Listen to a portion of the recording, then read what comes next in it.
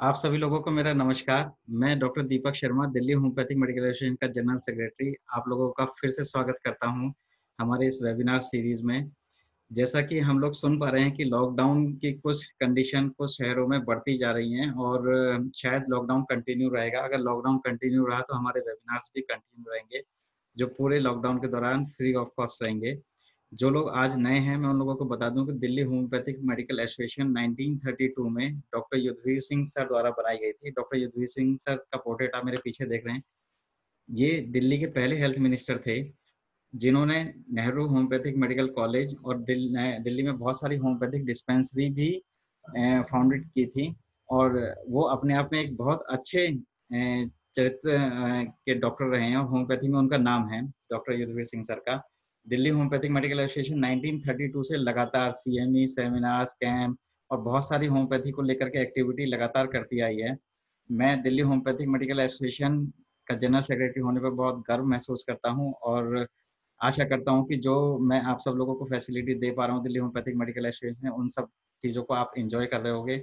मैं आप सब लोगों से रिक्वेस्ट करता हूँ कि दिल्ली होम्योपैथिक मेडिकल एसोसिएशन के बारे में किसी भी प्रकार की जानकारी के लिए आप 9711153617 पर मुझे बात कर सकते हैं कभी भी, या हमारी website Delhi homeopathic medical association की जो ऑफिशियल वेबसाइट है www.dhma.in पर आप जा करके सभी जानकारी प्राप्त कर सकते हैं। अगर आपको डीएचएमए की मेंबरशिप भी लेनी है, क्योंकि डीएचएमए ऐसी ऑर्गेनाइजेशन नहीं है जो सिर्फ दिल्ली में काम कर रही है, इस समय ऑल ओवर वर्ल्ड काम कर रही है। बहुत सारे इंटरनेशनल मेंबर्स भी हैं। तो अगर आप चाहते हैं कि आप दिल्ली होम्योपैथिक मेडिकल एसोसिएशन की मेंबरशिप लेना चाहते हैं तो आप वहाँ हमारी वेबसाइट पर जाकर के भी मेंबरशिप ले सकते हैं। 3 छोटे-छोटे से स्टेप हैं, आप वो फॉलो करिए। कोई दिक्कत आएगी तो हमें टेक्स्ट कीजिए या हमें ईमेल dhma.delhi@gmail.com पर हमें ईमेल भी कर सकते हैं। इस वेबिनार सीरीज में आज मैं स्वागत करता हूं डॉक्टर आशीष गोयल का, जो कि बीएचएमएस हैं, एमडी ऑर्गन ऑफ मेडिसिन से हैं, एसोसिएट प्रोफेसर हैं, वाइस प्रेसिडेंट हैं contemporary approach to classical homoeopathic Lucknow में जनरल प्रैक्टिस में हैं और अभी इनका एज ए मेडिकल ऑफिसर भी सिलेक्शन हो गया है यूपी गवर्नमेंट में। तो इसके लिए हम उसको बहुत बहुत धन्यवाद देते हैं। डॉक्टर आशीष कहने के लिए मेरे जूनियर हैं, लेकिन मैं इनको अपने सीनियर से भी ज़्यादा मानता हूँ और साल में एक बार टाइम निकाल करके इनके पास थोड़ी सी ऑर्गेनल और मैथमेटिका पढ़ने जरूर जाता हूँ, जितना भी मैं टाइम दे सकता हूँ। इस दौरान डॉक्टर आशीष मुझे कुछ होमवर्क भी देते हैं जो मैं सॉरी कभी पूरा नहीं कर पाता, लेकिन क्यों इसलिए पढ़ने जाना पड़ता है क्योंकि मैं बहुत सारे केसेस में फंस जाता हूँ, तो मैं डॉक्टर आशीष को याद करता हूँ। वो बताते हैं कि कहाँ पे कितनी जल्दी से हमें कैसे केस को हैंडल करना है।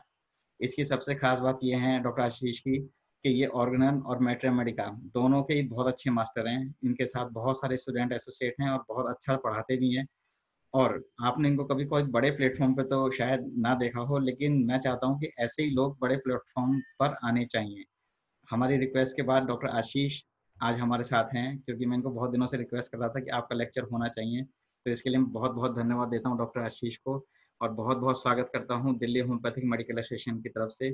तो बिना किसी डिले के, क्योंकि हम लोग आज ज़्यादा से ज़्यादा सुनना चाहते हैं डॉक्टर आशीष को, ताकि हम लोग सीख पाएँ कि हाँ, मैथमेटिका की कंपेरिजन्स आप देखोगे, क्योंकि मुझे बहुत सुनने में बहुत मज़ा आता है जब ये कंपैरिजन करता है। तो मुझे लगता है कि मैं कितना जूनियर हूँ डॉक्टर आशीष से और मुझे कितना सीखने की ज़रूरत है। तो मैं समझता हूँ कि आप सब लोग भी आज डॉक्टर आशीष से ज़रूर सीखें। तो डॉक्टर आशीष, एक बार फिर से स्वागत है आपका पूरी दिल्ली होम्योपैथिक मेडिकल एसोसिएशन की तरफ से। तो प्लीज़ प्रोसीड। नमस्ते नमस्ते डॉक्टर दीपक बॉस। सबसे पहले तो मैं आप सबका बहुत बहुत थैंक्स बोलूँगा कि आज जो है मुझे डॉक्टर दीपक ने मुझे इनवाइट किया है। और डॉक्टर दीपक जो शुरू से पढ़ाते चले आ रहे हैं, तो आज भी उन्होंने टीचिंग का माहौल लॉकडाउन में मेंटेन रखा है। तो मेनली इस समय एपिडेमिक कोविड-19 का चल रहा है, तो इसलिए मेरा मेन ये था कि एक्यूट डिजीजेस पे होम्योपैथिक अप्रोच जितना अच्छा हो सके तो वो हम लोग बहुत अच्छे से डिस्कस करेंगे तो काफ़ी अच्छा हो पाएगा। तो मैं एक मिनट ये मैं स्क्रीन खोल लूँ। जी, इस दौरान मैं बता दूं कि अगर आपको कोई भी क्वेश्चन पूछना है तो हमारे चैट में आप पूछ सकते हैं। कोई भी डीएचएमएस से रिगार्डिंग कोई भी क्वेरी है तो डॉक्टर गरिमा जिंदल, डॉक्टर श्वेता चैट में रहेंगी और आप उनसे कुछ भी पूछ सकते हैं। डॉक्टर श्वेता और डॉक्टर गरिमा आपको एक लिंक भी भेजेंगी जिसके जरिए आपको अगर हमारे वेबिनार्स की जानकारी नहीं मिल रही है तो आप वो फॉर्म फिलअप करिए और उसको फिल करते ही हम आपको नोटिफिकेशंस भेजना शुरू कर देंगे। जी doctor Ashish, sorry. Thank you. तो mainly homeopathic approach in acute cases में डिस्कस करूंगा यहाँ पर। और एक्यूट केसेस इसलिए मैंने रखा है कि कोई भी होम्योपैथ अगर है तो सबसे पहले एज ए बिगनर सबसे पहले एक्यूट केसेस पर ही स्टार्टिंग करना पड़ता है। और एक्यूट केसेस अगर जितना भी हम अच्छे से एक्यूट पर जितना अच्छा हम कमांड कर पाए, तो क्योंकि जब हम क्रोनिक भी डील कर रहे होते हैं तो हम एक्यूट को बहुत अच्छे से समझ सकते हैं, क्योंकि कहीं ना कहीं हमको घूम के एक्यूट मेडिसिन तो हमें देना ही देना पड़ता है।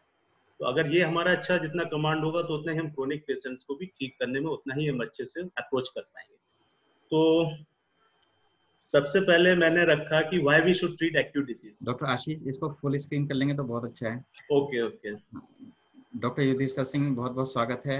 हमारे प्रेसिडेंट हैं डॉक्टर वाई सिंह सर, बहुत बहुत स्वागत।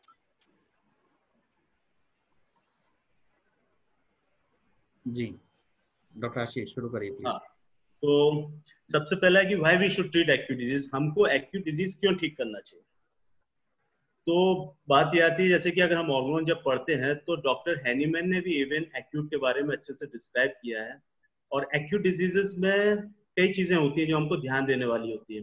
जैसे अगर इसमें हम देखें कि doctor Hahnemann says we can leave 1 or 2 trivial symptom of mild acute disease alone और ट्रीट देम बाय डाइट। अगर हल्का फुल्का कुछ सिम्टम आता है, छोटा मोटा सिम्टम आ रहा है, छोटा मोटा अगर सिम्टम आता है, पेशेंट माइल्ड है, उतना ज्यादा परेशान नहीं हो रहा है, तो कोशिश ये करना चाहिए कि अपने डाइट से या लाइफस्टाइल को थोड़ा चेंज करके उसको ठीक करना चाहिए। तो कभी कभी जरूरत नहीं पड़ता है। लेकिन अगर उसकी कंडीशन बर्स्ट हो रही है, प्रॉब्लम बढ़ती चली जा रही है, तो सबसे पहले हमको उस केस को नोटिस करना पड़ेगा, केस को पूरा लेना पड़ेगा और एक्यूट मेडिसिन अपनी देनी पड़ेगी। अगर हम नहीं देंगे तो पेशेंट अल्टीमेटली कहीं और जाएगा और हॉस्पिटल चला जाता है। तो ये नहीं सोच के जाना चाहिए कि अगर हम नहीं देंगे तो पेशेंट कुछ नहीं करेगा, पेशेंट तुरंत जाएगा और उससे ज्यादा उसको मेडिसिन दूसरी लेनी पड़ेगी जो उसको और ज्यादा प्रॉब्लम क्रिएट करेगा। तो बेटर है कि अगर स्टार्टिंग में पेशेंट को बहुत प्रॉब्लम हो रहा है, धीरे धीरे बढ़ रहा है, वो बर्दाश्त नहीं कर रहा है, और कई बार क्या होता है क्लिनिक पे पेशेंट्स जो आते हैं ये मान के जाना चाहिए कि वो तुरंत नहीं आते हैं, वो अपने एक्सपेरिमेंट सारे करके आते हैं। तो बेटर ये है कि हम उसका एक पिक्चर बनाए और केस ले, और केस लेके फिर अपना कंटिन्यू करना चाहिए। लेकिन इसमें एक चीज और मैंने इसमें नोट डाउन किया था कि the only exception to this when someone is under constitutional treatment. कभी कभी क्या होता है कि अगर कॉन्स्टिट्यूशनल ट्रीटमेंट चल रहा है, कोई क्रोनिक पेशेंट है और हम उसको कुछ मेडिसिन दे रहे हैं कि on the basis of the chronic भी ये तो कॉन्स्टिट्यूशनल मेडिसिन, तो उसमें क्या होता है कभी कभी मेडिसिन जो भी है उसका एग्रावेशन हुआ या कुछ भी हुआ या कोई ओल्ड सिम्टम अपीयर हुआ, तो क्या होता है कि हमें ध्यान देना पड़ता है कि उस मेडिसिन की वजह से हुआ है या कोई और सिम्टम है। यहाँ पे हमको वेट करने लायक लग रहा है, पेशेंट का स्टेटस मेंटेन है, कोई इतना ज्यादा प्रॉब्लम नहीं है, हम वेट कर सकते हैं।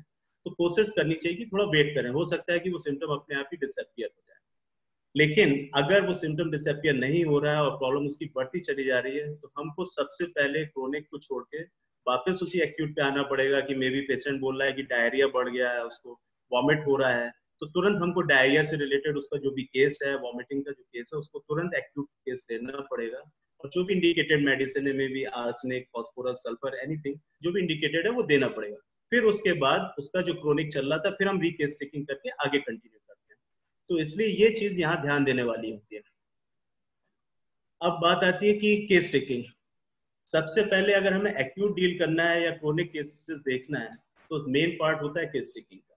अगर हमारा केस टेकिंग अच्छे से किया हुआ है तो लगभग लगभग 90% केसेस हमारे उसी से ही कवर हो जाते हैं और मेडिसिन हमारी काफी हद तक निकल के आ जाती है। तो केस टेकिंग जितना अच्छा है उतना ही अच्छा हमारा मेडिसिन निकल के आएगा। तो इसमें मैंने कुछ पॉइंट्स डाले कि homeopathy is a very easy and interesting system. ये मैंने इसलिए ऐड किया कि क्योंकि मैं भी जब शुरुआत में देखता है, और होम्योपैथी में सबसे बड़ा ये है कि जब एक केस हमारा ठीक होता है तो वो हमको अगला स्टेप की तरफ लेके जाता है। तो इसलिए इजी भी इसलिए क्योंकि जब हम इसको स्टडी करते हैं तो इजी होता चला जाता है, क्योंकि हम समझते चले जाते हैं। और इंटरेस्टिंग इसलिए होता है क्योंकि हर एक नया केस हमारे लिए होता है, और जैसे ही वो ठीक होता है तो हमें अच्छा लगता है। तो इसलिए हमें और लगता है कि हम और देखें और किस तरीके से देखें, तो इसलिए इसमें मजा आता है।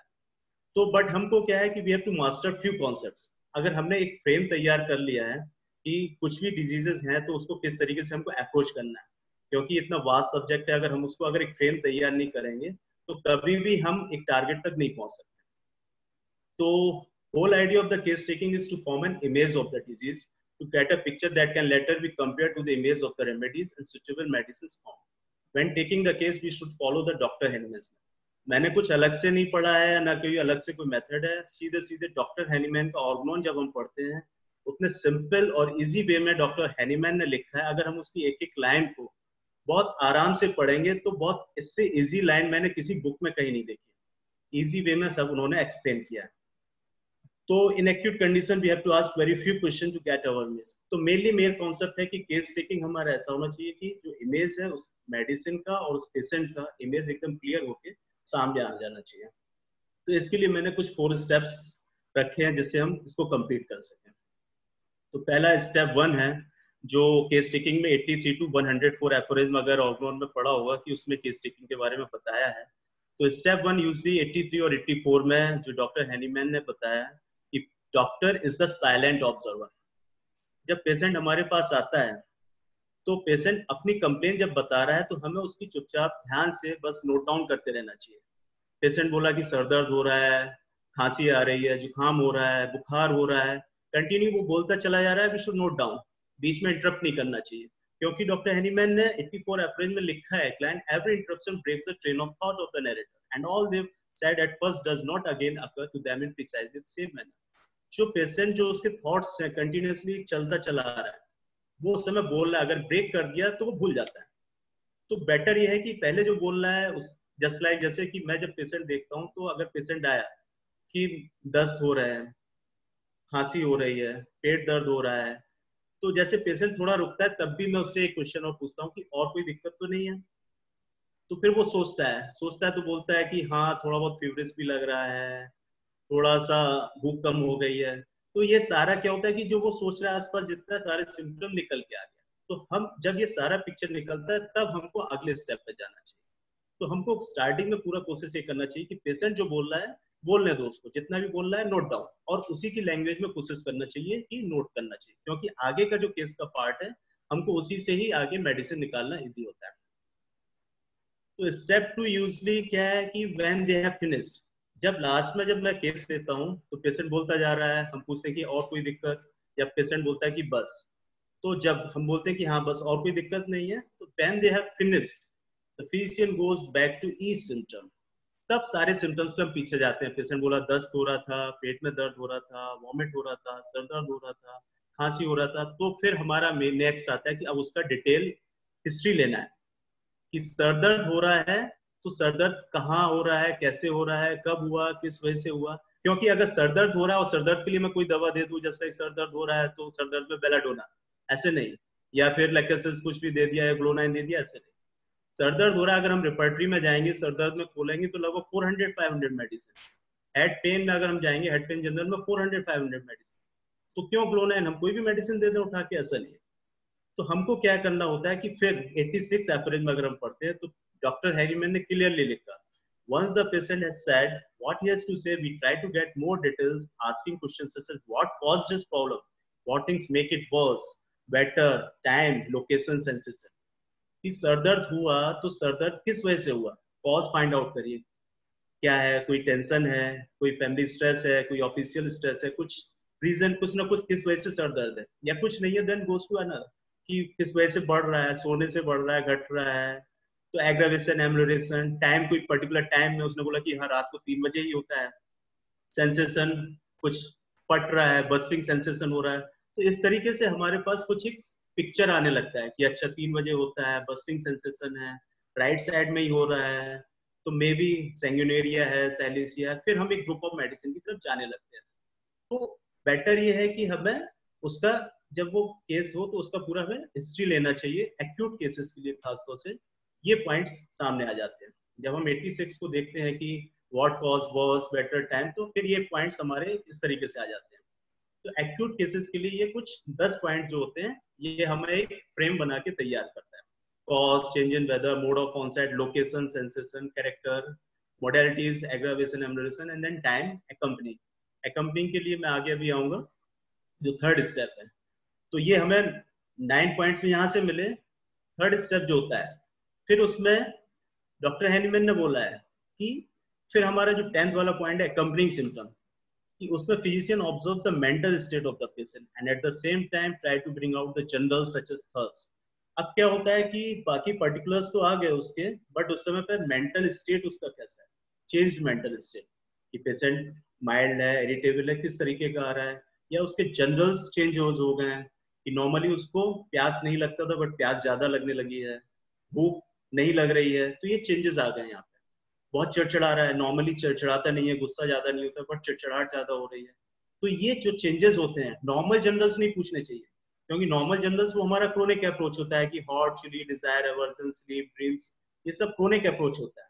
कि अगर हम एक्यूट पेशेंट आया और उसमें अगर हम पूछेंगे कि भाई तुमको खाने में क्या पसंद है, गर्मी कैसी लगती है, तो ये हमारे लिए एक्यूट के लिए कोई मतलब का नहीं है। यहाँ पे हमें change mental state, change mental generals और फिजिकल जनरल्स नोटिस करना पड़ता है। तो इसको हम अभी आगे डिटेल में डिस्कस करेंगे।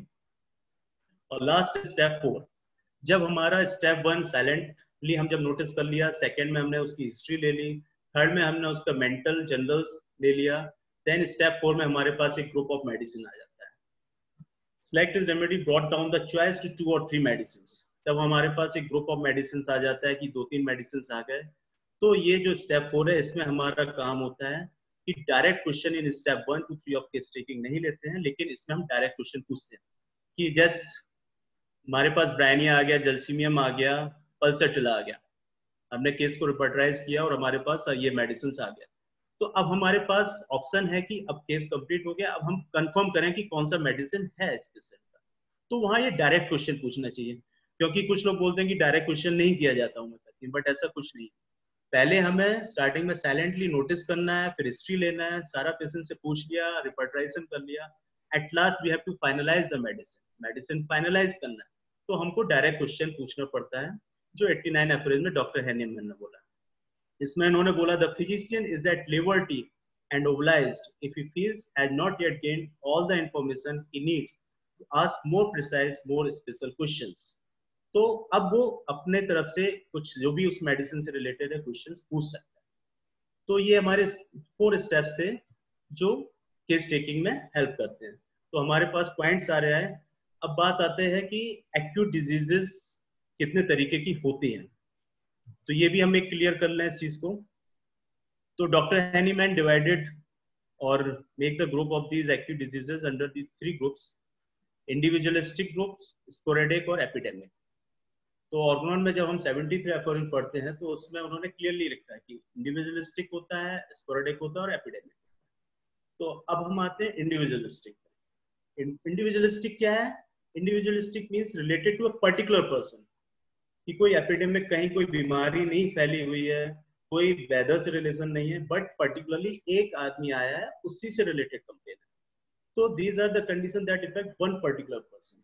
जस्ट लाइक कि जो है वो कुछ काम कर रहा था तो जल गया, एक्सीडेंट हुआ, इंजरी हो गई, या कोई इलेक्ट्रिक शॉक लगा, या कोई नया जूता पहना तो शू वाइट हुआ। तो अगर हम ये कॉज जब देखते हैं कि इंडिविजुअल, अब जैसे पेशेंट आया, अब कई बार पेशेंट आता है डॉक्टर साहब जो है ये पैर में घाव बन गया, छाला बन गया। अब जब छाला बना तो देखा कि वहां पर शू वाले एरिया में, तो उससे पूछा कि शू तो नहीं नया पहना, उसने बोला हाँ अरे अभी 4-5 दिन पहले एक नया जूता खरीदा और उससे छाला बन गया। तो तुरंत दिमाग में क्लिक करता है कि ये एक कॉज है, देयर इज अ कॉज, कि एक नए जूते लेने की वजह से यहाँ पे एक छाला बन गया, तो शू वाइट। तो सबसे पहले हमारा अप्रोच होगा कि कॉज से रिलेटेड मेडिसिन जाना पड़ेगा, क्योंकि अभी कोई और सिम्टम्स डेवलप नहीं हुए हैं, तो सबसे पहले कॉज पे ही अप्रोच होगा। तो शू वाइट से रिलेटेड कौन सी मेडिसिन है? तो एलियम सीपा है और प्यूनिया है। तो एलियम सीपा में भी एक कॉज है प्यूनिया, और प्यूनिया एक ऐसी मेडिसिन है जिसका मेन क्या है कि उसका जो सीट ऑफ एक्शन है, जहां पर फ्रिक्शन होता है, रबिंग होती है। अगर हम पढ़ेंगे तो उसमें फिसर्स में, फिस्टुला में, पायल से रिलेटेड पेन होते हैं।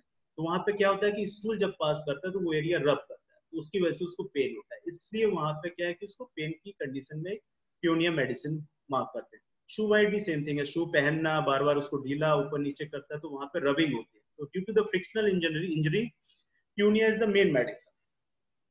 तो जस्ट लाइक इंजरी में हम अर्निका देते हैं, कोई भी बर्न हो गया, बर्न का जैसे कि अगर हम देखें, एक केस मुझे जैसे याद आ रहा है कि एक बार मैं क्लिनिक से जब निकल रहा था तो एक जूनियर से मिलना था मुझे, वो अपने क्लिनिक पे बैठा था। तो मैं जब पहुंचा उसके पास तो लाइट चली गई थी और कैंडल जल रही थी। वो अपने टेबल पे एक ग्लास में पानी रख के हाथ को डाल के रखे बैठे। मैंने पूछा क्या हो गया, उसने बोला अरे बॉस जो है कैंडल जला रहा था तो उस समय वो कैंडल का जो मोम है वो गिर गया हाथ में और जल गया। जल गया तो उसको क्या करा, वो पानी भर के पानी में बार बार ठंडा पानी लेके उसमें रख रहा था। अगर आप ठंडा पानी से आपको याद हो कि प्राइमरी और सेकेंडरी एक्शन जो है ऑर्गन में हम लोगों ने पढ़ा है, तो यहाँ पे ये प्राइमरी और सेकेंडरी एक्शन का ही ये पूरा पूरा एग्जाम्पल था कि बर्निंग पेन हो रहा था, उसको वो ठंडे में डाल रहा था, तब तक ठीक लग रहा था, बट जैसे ही निकालता था पेन उसका और बढ़ जाता था। तो अब उसके पास क्लिनिक था ही, तो मैंने सबसे बोला कि अल्कोहल है, उसने बोला हाँ है। आरएस, तो आरएस उठाया मैंने, आरएस लगाया। जब उसको आरएस लगाने के बाद ही 15-20 मिनट में धीरे धीरे करके उसका पेन सबसाइड कर गया। और फिर बर्न में तो हमको पता ही है कि मेन कैंथेरिस मेडिसिन जो हम देते हैं, कैंथेरिस दिया। तो यूजली बर्न्स में जो एक्सटर्नल एप्लीकेशन में अगर हमें देना है तो अर्टिका यूरिन्स और अल्कोहल बहुत अच्छा मेडिसिन है। उनका टिंचर अर्टिका का और अल्कोहल को हम एक्सटर्नली अप्लाई करते हैं तो इमीडिएटली जो है पेशेंट को आराम मिलता है। तो जस्ट लाइक जैसे कि इंडिविजुअलिस्टिक ओवर ईटिंग, कई बार पेशेंट बोलते हैं कि खाना बहुत ज्यादा खा लिया, प्रॉब्लम बढ़ गया। फास्टिंग रखा था तो सर दर्द होने लगा, फूड पॉइजनिंग हुआ। आइसक्रीम खाया, आइसक्रीम खाने के बाद खांसी जुकाम हो गया। तो ये सारे जो मेन कॉज है, तो यहाँ से पेशेंट की स्टार्टिंग होती है। अगर सिम्टम्स आगे ज्यादा डेवलप नहीं हुए तो हम कॉज पे मेडिसिन को तुरंत रूल आउट कर लेते हैं कि ओवर ईटिंग में कौन कौन सा मेडिसिन है, फास्टिंग में, फूड पॉइजनिंग में जस्ट लाइक मेन है कि आर्सेनिक एल्बम है, पल्सटिला है। अब पेशेंट आया है कि फूड पॉइजनिंग, खाना रात का खाना सुबह सुबह खा लिया उसने और उसको वॉमिट हो गया। अब वो सिम्टम लेके आ रहा है कि बहुत ज्यादा बेचैनी लग रही है, कमजोरी बहुत ज्यादा लग रही है। अब अगर हम आर्सेनिक एल्बम अगर पढ़ें तो आर्सेनिक एल्बम में क्या है, मेन उसका जो की पॉइंट्स है, एंजाइटी, रेस्टलेसनेस। बट जो डिस्चार्जेस उसके होते हैं बहुत स्कैंटी डिस्चार्जेस होते हैं, कम डिस्चार्जेस होते हैं, but there is a great prostration. Patient इतना ज्यादा वीकनेस आ जाता है, ऐसा लगता है कि पता नहीं 7-8 वॉमिट हो गया होगा उसको। अगर हम सोचें वेरेट्रम एल्बम में ग्रेट प्रोफ्यूजनेस, इतना ज्यादा वॉमिट होता है तब कोलैप्स पे जाता है, बट वो कोलैप्स पे आर्सेनिक एल्बम में 1-2 वॉमिट में ही हो जाता है, और जबकि उतना डिस्चार्ज भी नहीं होता है। सेम थिंग डायरिया में आर्सेनिक एल्बम में कि स्टूल बहुत थोड़ा हो रहा है बट डायरिया बार बार उसको फ्रिक्वेंटली स्टूल के लिए जाना पड़ रहा है, वीकनेस बेड पर आ गया वो। तो आर्सेनिक का मेन प्रोस्टेशन है विद एंजाइटी, रेस्टलेसनेस। तो आर्सेनिक, वेरेट्रम, तो ये सब जो क्या होता है फूड पॉइजनिंग, तो ये भी क्या इंडिविजुअलिस्टिक लेवल पर ये सारी डिजीजेस आते हैं, तो हमारा अप्रोच उस हिसाब से जाता है। अगर हम आगे देखें element after loss of sleep, examination फंक, कई बार लोग पेशेंट आते हैं कि जो है हम रात रात बस सो नहीं पाए, हमारे घर मेहमान आ गए तो उनकी खातिरदारी करते रहते हैं, तो 2-3 दिन से हम सो नहीं पा रहे हैं, और सुबह क्या हुआ कंप्लेन लेके आते हैं कि पेट गड़बड़ हो गया या चक्कर आ रहा है, सर दर्द हो रहा है। बस मेजर तो यही कंप्लेन आएंगे। अगर हमारा स्लीप नहीं होगा तो प्रॉपर्ली गैस्ट्रिक ट्रबल आएगा या फिर सर दर्द, चक्कर होगा। तो loss of sleep, after loss of sleep, first 2 remedies nux vomica cocculus. अगर पेशेंट बोल रहा है कि गैस्ट्रिक ड्रेनमेंट है, पेट गड़बड़ हो रहा है, पेट में अजीब सा लग रहा है, गुड़गुड़ाहट हो रही है, दस्त लग रहा है due to loss of sleep, तो नक्स वोमिका। और अगर बोल रहा है कि ऑक्सीपिटल पेन हो रहा है, चक्कर आ रहा है, तो कॉकुलस हमारा मेडिसिन जाता है। एग्जामिनेशन फंक, इसके भी पेशेंट आते हैं। अभी 3-4 महीने पहले एक पेशेंट आया, वो बोलता है कि मेरा एग्जाम है 5-6 दिन बाद और मैंने सब कुछ पढ़ा हुआ है, पूरा कोर्स कंप्लीट किया, बट अब मैं कुछ भी करने बैठता हूँ कुछ नहीं कर पा रहा हूँ, कुछ भी मेरे दिमाग में आंसर नहीं आ पा रहा है। क्यों? Due to the brain fag. मैंने उससे पूछा कि तुमने पढ़ाई कितना दिन किया? बोल रहा है कि मैं कंटिन्यूअसली पढ़ाई कर रहा हूँ 7-8 दिन से। तो जब उसने बोला 7-8 दिन से पढ़ाई कर रहा है, और वो किस फेज में आया था, वो एकदम डल फेज में आया था, कह रहा था कि पता नहीं मैं पेपर में कुछ कर पाऊंगा, बहुत डिप्रेस था, रोता हुआ सा था कि मेरे को क्या हो गया है ये एकदम से। उसकी मदर साथ में आई, वो बोले कि पता नहीं सर इसको क्या हो गया है, और ये इतना पढ़ रहा है, मैं 12-12, 13-13 घंटे पढ़ रहा है, लेकिन ये इतना परेशान है कि सोच रहा है, कह रहा है कि मैं फेल हो जाऊंगा। तो आफ्टर ऑल यहाँ पे देखा कि स्ट्रेस ऑफ एग्जाम। अब स्ट्रेस ऑफ एग्जाम में अगर हम देखें तो मेडिसिन क्या क्या मेन मेडिसिन आते हैं, जैल्सीमियम, एथ्यूजा, एनाकार्डियम, पिक्रिक एसिड। जैल्सीमियम में एग्जामिनेशन फंक में क्या होता है, लैक ऑफ कंसंट्रेशन। पढ़ता है, शुरू से आखिर तक पढ़ लिया, लेकिन उसको कुछ पूछो तो कुछ नहीं पढ़ा है, दिमाग कहीं और है, लैक ऑफ कंसंट्रेशन। एनाकार्डियम का पेशेंट पढ़ता सारा है, उसे लगता है कि मैंने सब याद कर लिया, लेकिन 4-5 घंटे बाद पूछो या कुछ भी बाद में पूछो तो सब भूल जाता है, कहता है कि अरे क्या हो गया, वीक मेमोरी, फॉरगेटफुलनेस। एनाकार्डियम में क्या है कि वो मेमोरी उसका वीक हो जाता है। अर्जेंटम नाइट्रिकम, अर्जेंटम नाइट्रिकम का सबको पता है कि there is the great anticipatory elements. Patient उसको पता है कि मेरा 3 दिन बाद एग्जाम है, वो रात रात भर पढ़ना चाहता है बट पढ़ नहीं पा रहा है। क्यों? क्योंकि बार बार पे उसको टॉयलेट जाना पड़ रहा है, एंटीसिपेटरी कि मैं कर पाऊंगा कि नहीं कर पाऊंगा, तो उसकी वजह से उसको डायरिया हो रहा है, लूज मोशन हो रहा है और नींद नहीं आ रही है, लॉस ऑफ स्लीप, क्योंकि दिमाग में बार बार वो घूम रहा है मैं जा पाऊंगा कि नहीं जा पाऊंगा, एंटीसिपेटरी एलिमेंट्स, तो लॉस ऑफ स्लीप हो गया। जेलसीमियम, वहीं पर जेलसीमियम में क्या, नींद बहुत ज्यादा आती है, स्लीपीनेस। तो कहता है कि मेरा एग्जाम है 3 दिन बाद, मैं पढ़ना चाहता हूँ बट लेकिन जैसे ही पढ़ने बैठता हूँ नींद आ जाती है, तो मैं कोर्स मेरा पूरा नहीं हो पा रहा है, मैं सब्जेक्ट्स नहीं रिवाइज कर पा रहा हूँ।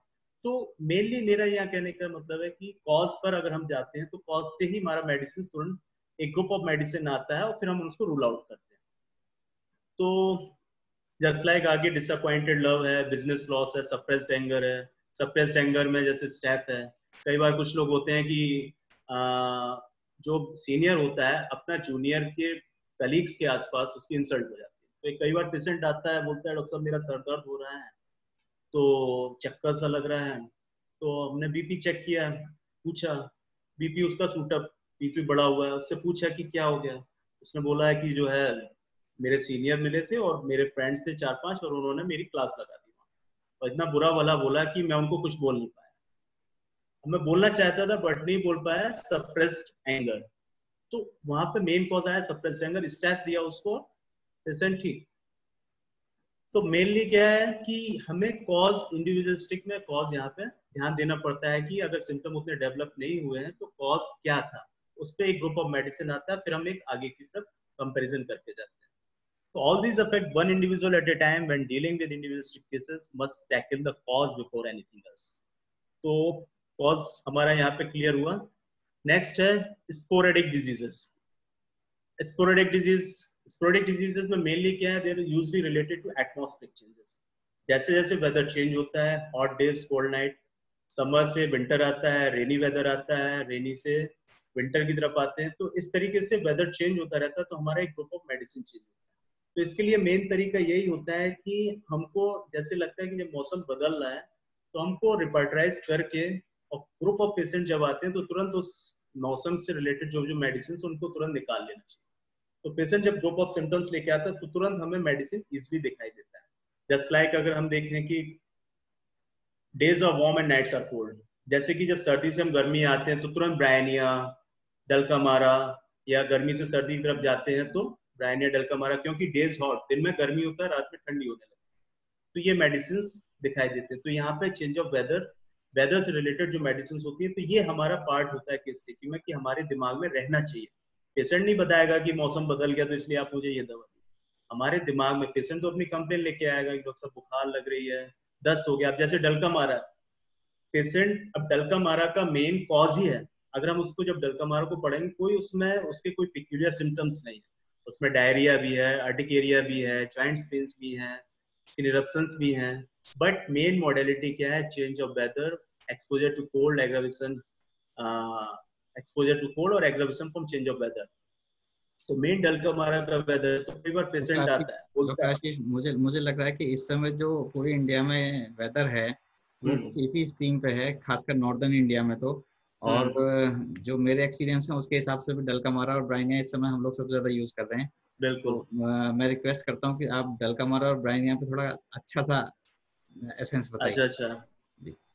तो मेनली इसमें क्या है कि डलका मारा और ब्रायनिया में क्या है कि जस्ट लाइक जैसे अभी मैं एक एग्जांपल बता रहा था, एक पेशेंट का केस बता रहा था कि पेशेंट आया, पेशेंट बोलता है डॉक्टर साहब दस्त हो गया है। तो मैं पूछा कि अच्छा और क्या दिक्कत है, बोला कि और कोई दिक्कत नहीं है। मैंने कहा कोई पेट दर्द, क्योंकि और यूजली एक चीज और मैं बताना भूल गया कि केस टेकिंग में कभी भी हम सीक्वेंस में नहीं चलते हैं कि हाँ हमने लोकेशन एक फॉर्मेट बना लिया, कॉज, लोकेशन, सेंसेशन, मोडेलिटीज और टाइम। ऐसा नहीं है कि हम उसी में पूछेंगे, कॉज पूछेंगे, टाइम हमारा फिर चेंज ऑफ वेदर है ये पूछेंगे, ऐसा नहीं है। हमें पेशेंट जहाँ कंप्लेन लेके आ रहा है वहां से ही लिंक करके हम उसके पूरे डिटेल्स में पहुंचते हैं। हमें दिमाग में रहना चाहिए कि ये पॉइंट्स हमको पूछने हैं। तो जस्ट लाइक पेशेंट बोला डायरिया, दस्त हो रहा है, तो सब कुछ पूछा, उसने बोला कुछ नहीं। फिर पूछा कि पेट दर्द तो नहीं है, वॉमिट तो नहीं हो रहा है, भूख कैसी लग रही है, ठीक लग रही है, डायरिया करते समय कोई दर्द वगैरह कुछ नहीं। अब दिमाग में क्या है कि पेशेंट ने बताया कुछ नहीं। अब यहाँ पे ऐसे केसेस में क्या होगा, जब हमारे पास कुछ सिम्टम्स नहीं है तो बहुत लिमिटेशंस आ जाते हैं। तो हमें मेन टारगेट करना चाहिए कि अब मेन क्या है, उस पर हमें फोकस करना है कि ऐसा कौन सा मेडिसिन है कि जो उसके एकदम डायरेक्ट आ पाए। तो वेदर डलका मारा वाला अगर चल रहा है, ठंड मौसम चल रहा है, वेदर चेंज हुआ है, तो एक्सपोजर टू कोल्ड की ठंडी हवाएं लगी और ठंडी हवाएं लगने के बाद उसको पेट गड़बड़ हो गया, तो डलका मारा यहाँ पे दिया और डलका मारा देने के बाद ठीक है। इवन कई बार पेशेंट खुद आके बोलता है, बच्चे को लेके आते हैं, डॉक्टर साहब ये सब कुछ ऐसा बाहर का नहीं खाया, सब कुछ नहीं खाया, लेकिन इसको ठंड लग गई। हम यहाँ पे बाइक से लेके गए थे, सुबह सुबह गए थे वहां पे घर पे और बाइक से लेके गए, इसको हवा लगी और फिर दोपहर को 2-3 बजे के बाद 2-3 घंटे बाद ही दस्त हो गया इसको। तो सब कुछ देखा, उसका जनरल कंडीशंस देखा, सब कुछ देखा, सब कुछ नॉर्मल। तो अभी हम यहाँ क्या करेंगे, हमारे दिमाग में वेदर है, डलका मारा वेदर है अगर, तो हम डलका मारते हैं। अब नेक्स्ट आता है ब्रायनियन। तो डलका मारा के लिए हमारे पास कोई सिम्टम नहीं है। डलका मारा के लिए सिर्फ जो है सिम्टम है वेदर ही है। अगर कुराइजा भी लेके आ रहा है तो डलका मारा का कुराइजा होता है watery nasal discharge, lacrimation from the eyes, but there is no burning sensation nose and eyes. Dulcamara अगर वेदर है तभी डलका मारा होगा, अदरवाइज नहीं होगा। डलका मारा का ये अर्टिकेरिया, कई बार कोल्ड एक्सपोजर के समय अगर आप लोग भी देखते होंगे कि मौसम जैसे ठंडा होता है अर्टिकेरिया के पेशेंट्स आने लगते हैं कि पित्ती उछल के आ रही है, स्किन में ये लाल लाल चकत्ते आ रहे हैं, खुजली हो रही है, कोई और सिम्टम कुछ भी नहीं है। तो मेनली क्या है कि एक्सपोजर टू कोल्ड एयर, तो डलका मारा यहाँ पर इंडिकेटेड मेडिसिन हो जाता है। ब्रायनिया, ब्रायनिया भी नियर अबाउट है hot days cold night, but Bryonia के साथ हमारे पास और भी 2-3 सिम्टम्स हैं, dry mouth, thirsty and aggravation motion, ambulation rest. Patient आया दस्त का, बोला कि जब तक मैं लेटा हुआ हूँ तब तक मुझे ठीक लगता है, लेकिन जैसे मैं चलने की कोशिश करता हूँ, कुछ काम करने की कोशिश करता हूँ, मुझे लगता है कि हाँ ठीक हूँ, मैं कुछ काम करूँ, पर जैसे ही चलने फिरने लगता हूँ फिर से लूज मोशन स्टार्ट हो जाता है। और बेड पे आ गया तो ठीक है। Aggravation motion, accompanying with that motion thirst change, प्यास ज्यादा लग रही है।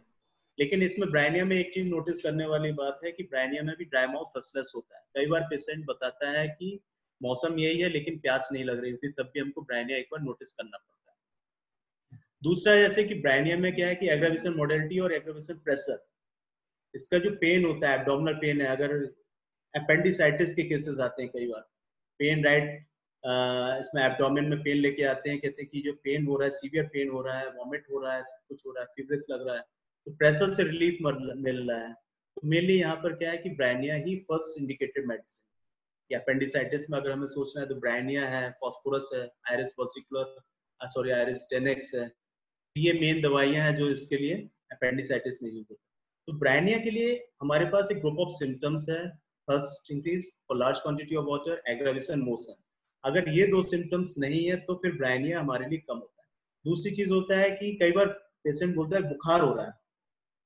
अब बुखार में क्या है कि पेशेंट बोलता है कि मैं लेटर रहना चाहता हूँ। उससे जब हम सारा केस लेते हैं तो पूछते हैं कि लेटे रहने में अच्छा लगता है या थोड़ा मूव करने में, बेचैनी उलझन तो नहीं? बोलता है जब तक लेटा हूँ तब तक ठीक रहता है। Desire to lie down, don't want to be move, क्योंकि मूवमेंट जैसे ही होता है उसकी प्रॉब्लम बढ़ने लगती है। तो बस हमने थर्स्ट पूछा, उसका थर्स्ट कैसा है, और माउथ का टेस्ट इसका बिटर टेस्ट भी हो जाता है, बिटर टेस्ट, थर्स्टी है, एग्रावेशन मोशन है, देन गोस टू ब्रायनिया। तो ब्रायनिया में हमारे पास एक सिम्टम्स हैं।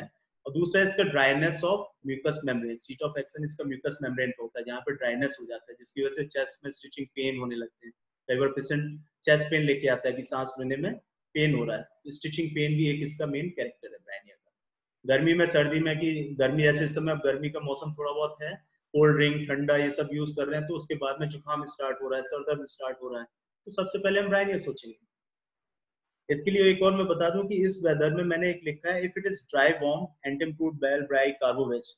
कार्बोवेज भी एक मेडिसिन है। जब ये वेदर चेंजेबल होता है तो कई बार पेशेंट लेके आता है हॉर्सनेस, बोलता है कि मैं कपड़े पहने था लेकिन गर्मी बहुत लग रही थी, रूम के अंदर आया, एसी ऑन किया, और उसके बाद में 2-3 दिन बाद से क्या उसके गले में खराश होने लगा, हॉर्सनेस लेके आया वो। तो यहाँ पे क्या हुआ कि ओवर हीटेड फेज में आया वो, एक्सपोजर टू कोल्ड। कार्बोवेज का एक मेन कॉज है, ओवर हीटेड फेज में अगर आप एक्सपोजर टू कोल्ड होते हैं तो उसके बाद कार्बोवेज में सीधे थ्रोट में हॉर्सनेस आता है, पेन नहीं होता है और कोई सिम्टम नहीं, बट हॉर्सनेस स्टार्ट हो जाता है। तो ब्रायनिया की बजाय अगर हम कार्बोवेज देते हैं तो वो मोस्ट इंडिकेटेड मेडिसिन होता है। आगे हम कंटिन्यू करते हैं। तो स्पोरेडिक डिजीजेस में मेनली वेदर कंसीडर किया जाता है। वेट कोल्ड वेदर में रोडोडेंड्रोन, रस्टॉक्स, इन सब मेडिसिन में ड्राई वार्म अगर वेदर है तो एंटीपूट, bell, bryonia, carbo veg, glonoine, natrum carb, natrum mur. तो सन स्ट्रोक हुआ, धूप से सर दर्द हो गया तो ग्लोनाइन वगैरह आ गया। बेलाडोना में तो overall redness is the main indication of the belladonna. अगर कोई भी प्रॉब्लम होगा तो तुरंत रेडनेस, तो इन्फ्लेमेटरी जो साइन है कि रेड वन की टू टच, छूने से टच लग, जो छूने से गर्म फील होता है। तो कोई भी प्रॉब्लम होगा उसको कई बार फीवरिश फेज में पेशेंट चेहरा एकदम लाल लेके आता है, आंखें उसकी लाल होती हैं। कभी कभी सोर थ्रोट लेके आता है, जब हम थ्रोट चेक करते हैं तो एकदम लाल दिखाई देता है, बोलता है कि स्वालो करने में पेन है। तो बेलाडोना का मेन इंडिकेशन ये है कि redness with the inflammatory sign. तो मेनली इस प्रोडक्ट डिजीजेस का मेन कॉन्सेप्ट ये है कि जब वेदर चेंजेस होते हैं तो हमें एक ग्रुप ऑफ मेडिसिन दिमाग में रखना चाहिए कि उस वेदर में कौन सा मेडिसिन हो सकता है। तो 4 सिम्टम्स उसके साथ कंपेयर करें और उनको हम दे दें। नेक्स्ट आता है एपिडेमिक डिजीजेस, जो इस समय पे प्रेजेंट टाइम में कोविड-19 पैंडेमिक है, तो एपिडेमिक डिजीजेस में हम यहाँ पे हम देख सकते हैं। These are diseases that appear epidemically and it contains the infectious disease due to bacteria, viruses. अब यहाँ पे बैक्टीरिया और वायरल इन्फेक्शन हुआ, कोई चोट नहीं है, कुछ भी नहीं है, कोई बैक्टीरिया वायरस से एक्सपोजर हुआ और बॉडी में हमारे कोई इन्फेक्शन डेवलप हो गया, तब ये एपिडेमिक डिजीजेस बनने लगते हैं और वो फिर स्प्रेड होते जाते हैं। यहाँ पर कई बार पेशेंट आके बोलता है there may be an epidemic of phalangia and a person says his problem started when overate at a wedding, or a person may say his malaria began after he got wet and so forth.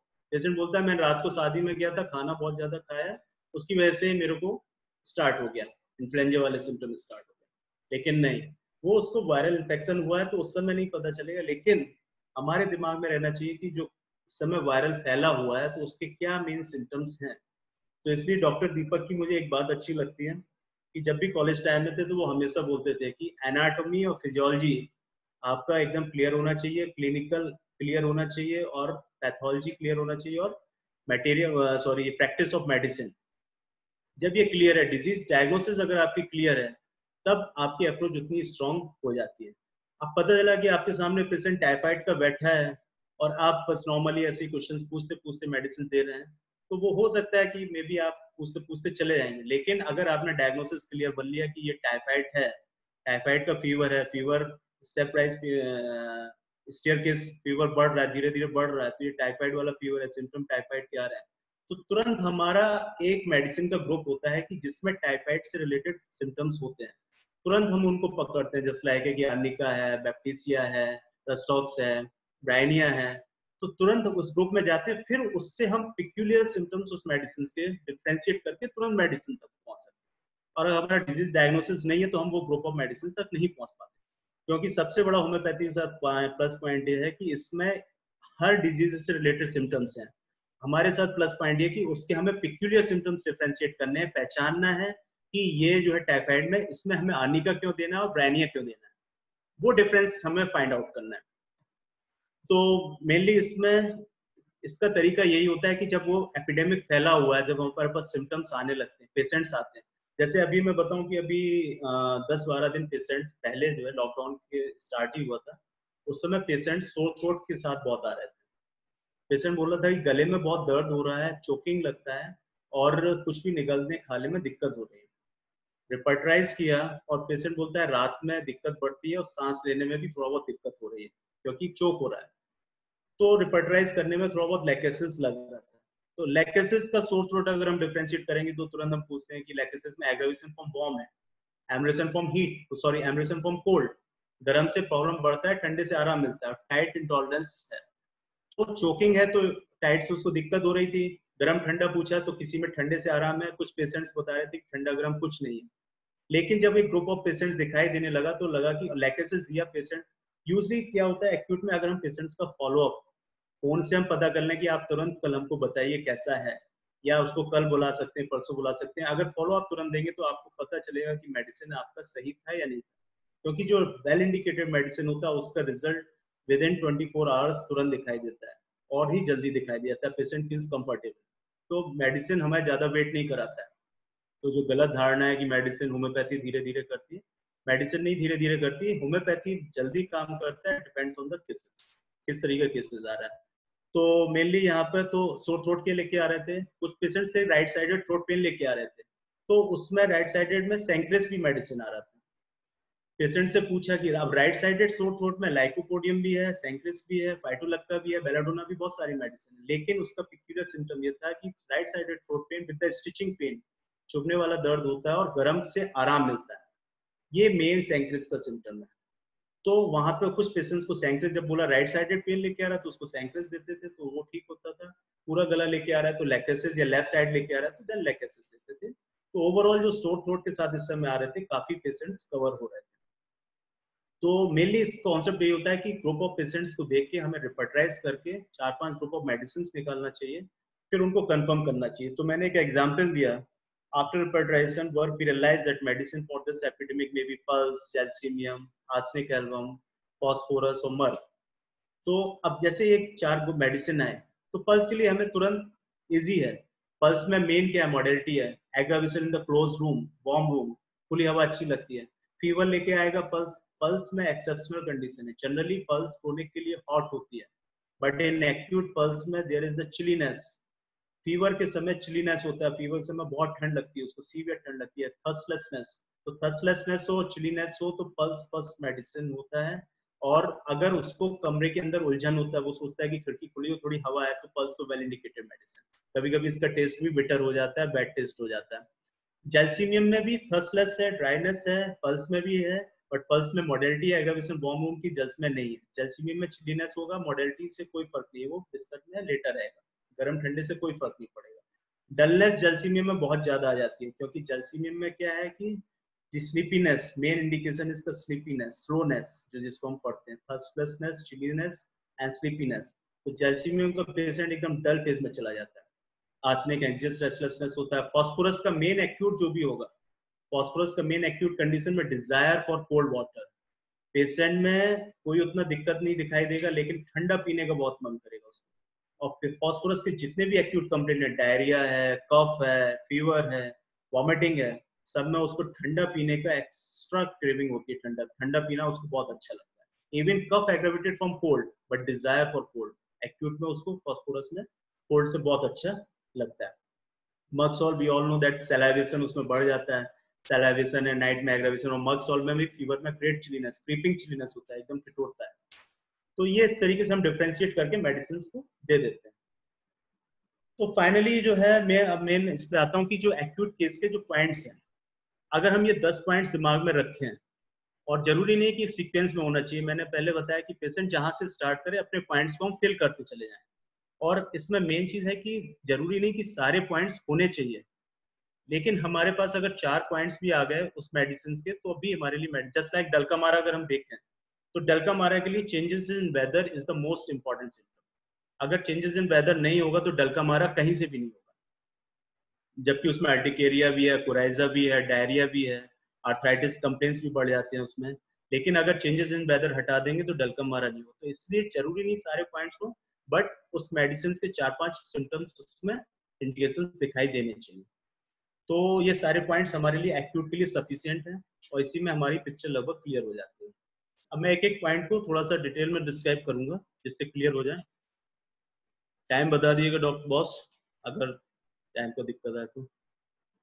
Sir आपके लिए कोई दिक्कत नहीं है, मैं thank you boss. बल्कि बहुत ज़्यादा सुनना चाहता हूँ, और सारे स्टूडेंट से रिक्वेस्ट करूंगा कि सुनते रहें, क्योंकि जो कंपैरिजंस हैं वो बहुत ही एक्सीलेंट हैं इनके। Thank you doctor boss. Ashish इस मामले में बहुत एक्सपर्ट हैं। और आप ये मत समझिएगा कि जैसा ये बता रहे हैं कि इतनी सारी केस टेकिंग करनी है, इतने सारे सिम्टम्स लेते हैं, जब कभी हम डॉक्टर आशीष को पेशेंट देखते हुए देखते हैं तो वो शायद 5 या 10 मिनट ही मैक्सिमम लेते हैं, और सारे सिम्टम्स उसी के बीच में आ जाते हैं।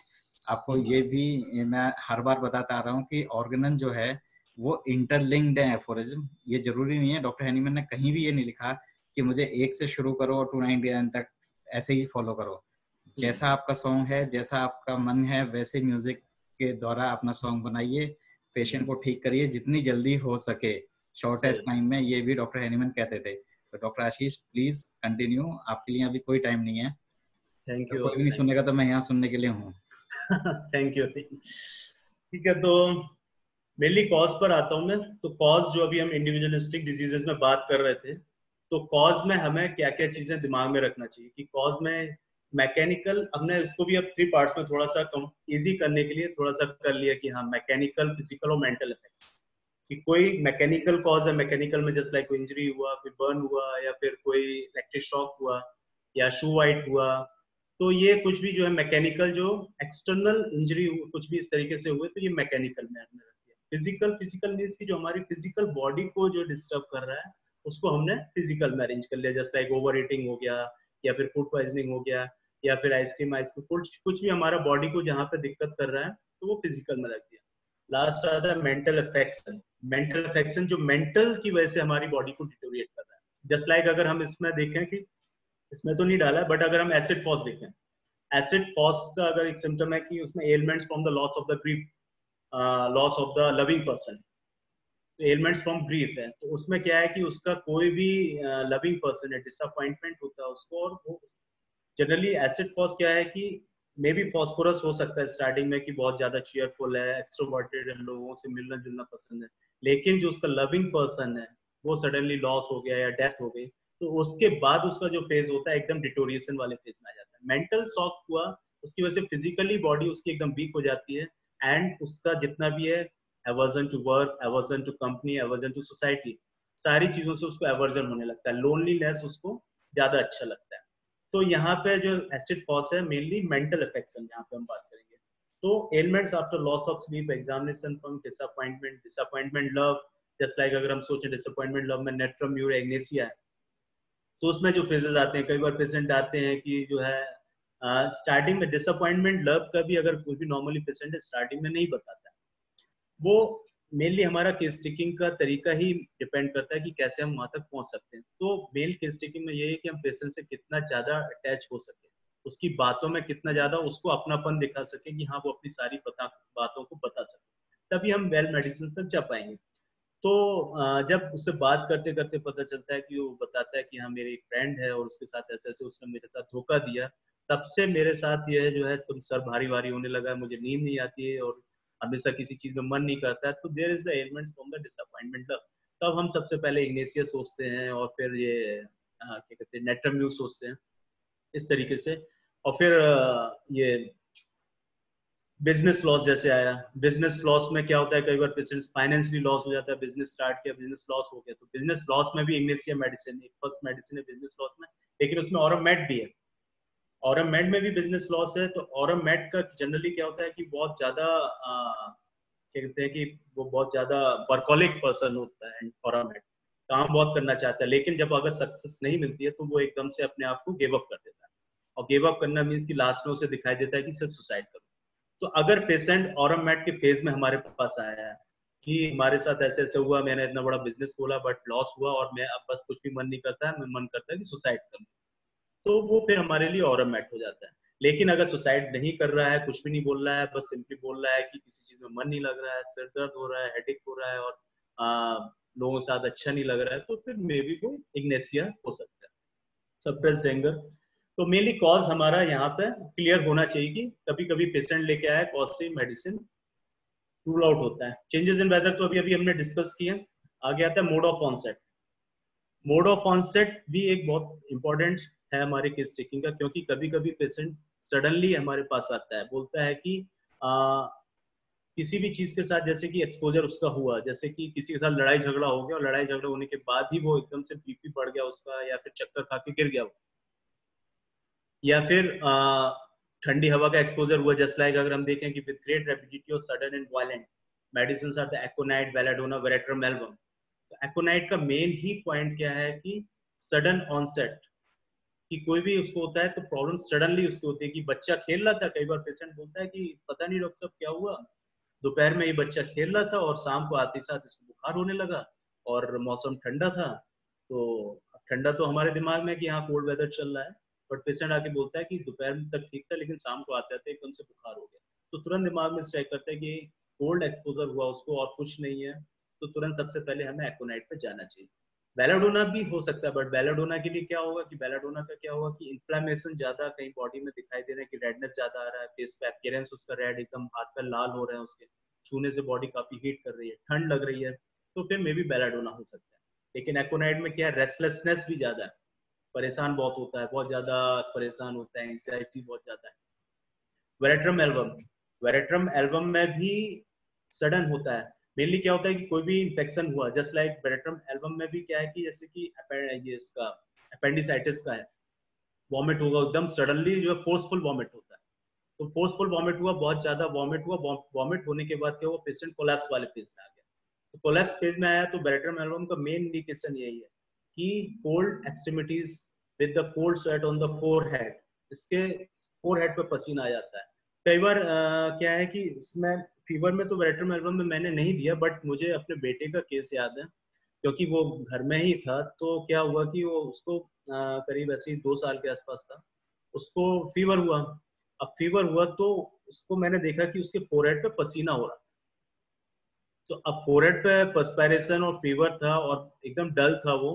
तो मुझे बस बेरेट्रम एल्बम ही दिखाई दिया कि ये तो cold sweat on the forehead है, तो बेरेट्रम दे के देख लेते हैं, क्योंकि और कोई मेडिसिन समझ में नहीं आ रहा था। तो बेरेट्रम एल्बम दिया और दूसरे दिन उसका फीवर डाउन हो गया।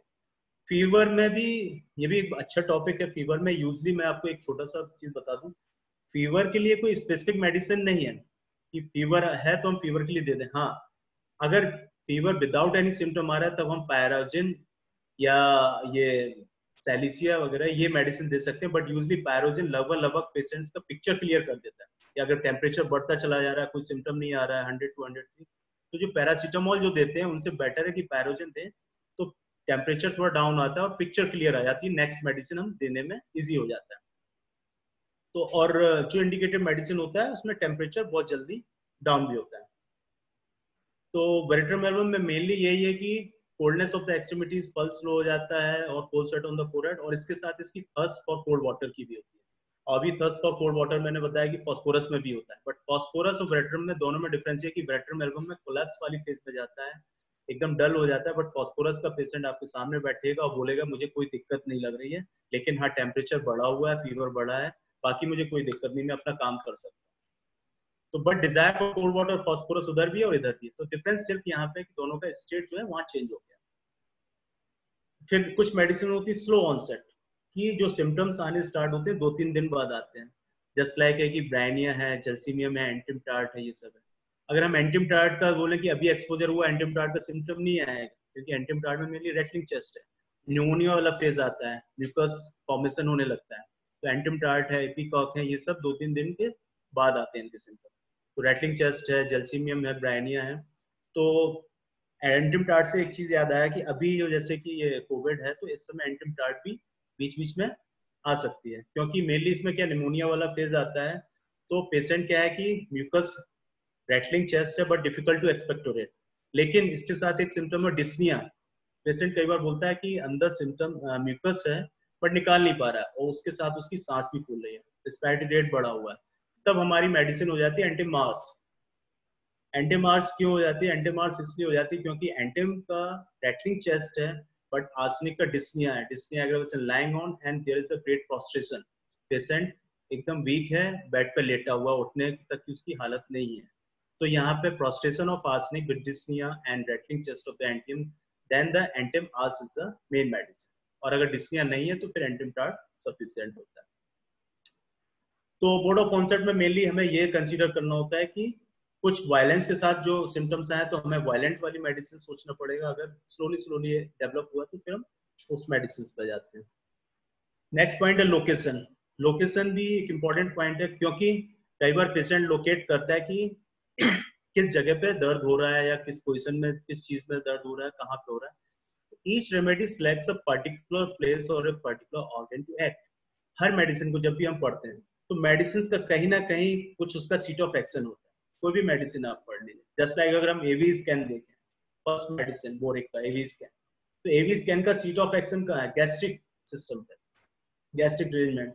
बहुत ज्यादा भूख लगती है, रेवेनस एपेटाइट, खाता जाएगा और फिर एकदम फुलनेस होगा एब्डोमेन, और देयर ड्यू टू फुलनेस उसको क्या होगा, शोल्डर पेन होने लगेगा, और शोल्डर पेन और चेस्ट पेन लेके आएगा, बोलेगा कि चेस्ट पेन हो रहा है ड्यू टू द गैस, मैंने बहुत ज्यादा खाना खाया। अब चेस्ट पेन हम हार्ट का सोच सकते हैं, क्योंकि हार्ट का चेस्ट पेन हो सकता है, बट यहाँ पे क्या है, गैस्ट्रिक कंप्लेन की वजह से उसने बहुत खाया, भूख ज्यादा किया, तो एपेटाइट ज्यादा होने की वजह से उसको चेस्ट पेन स्टार्ट हुआ, तो एवी स्कैन हो सकता है। तो एवी स्कैन का जो सेंटर है गैस्ट्रिक सिम्टम्स पर है। हर मेडिसिन का सेंटर होता है, जस्ट लाइक अगर आप सोचें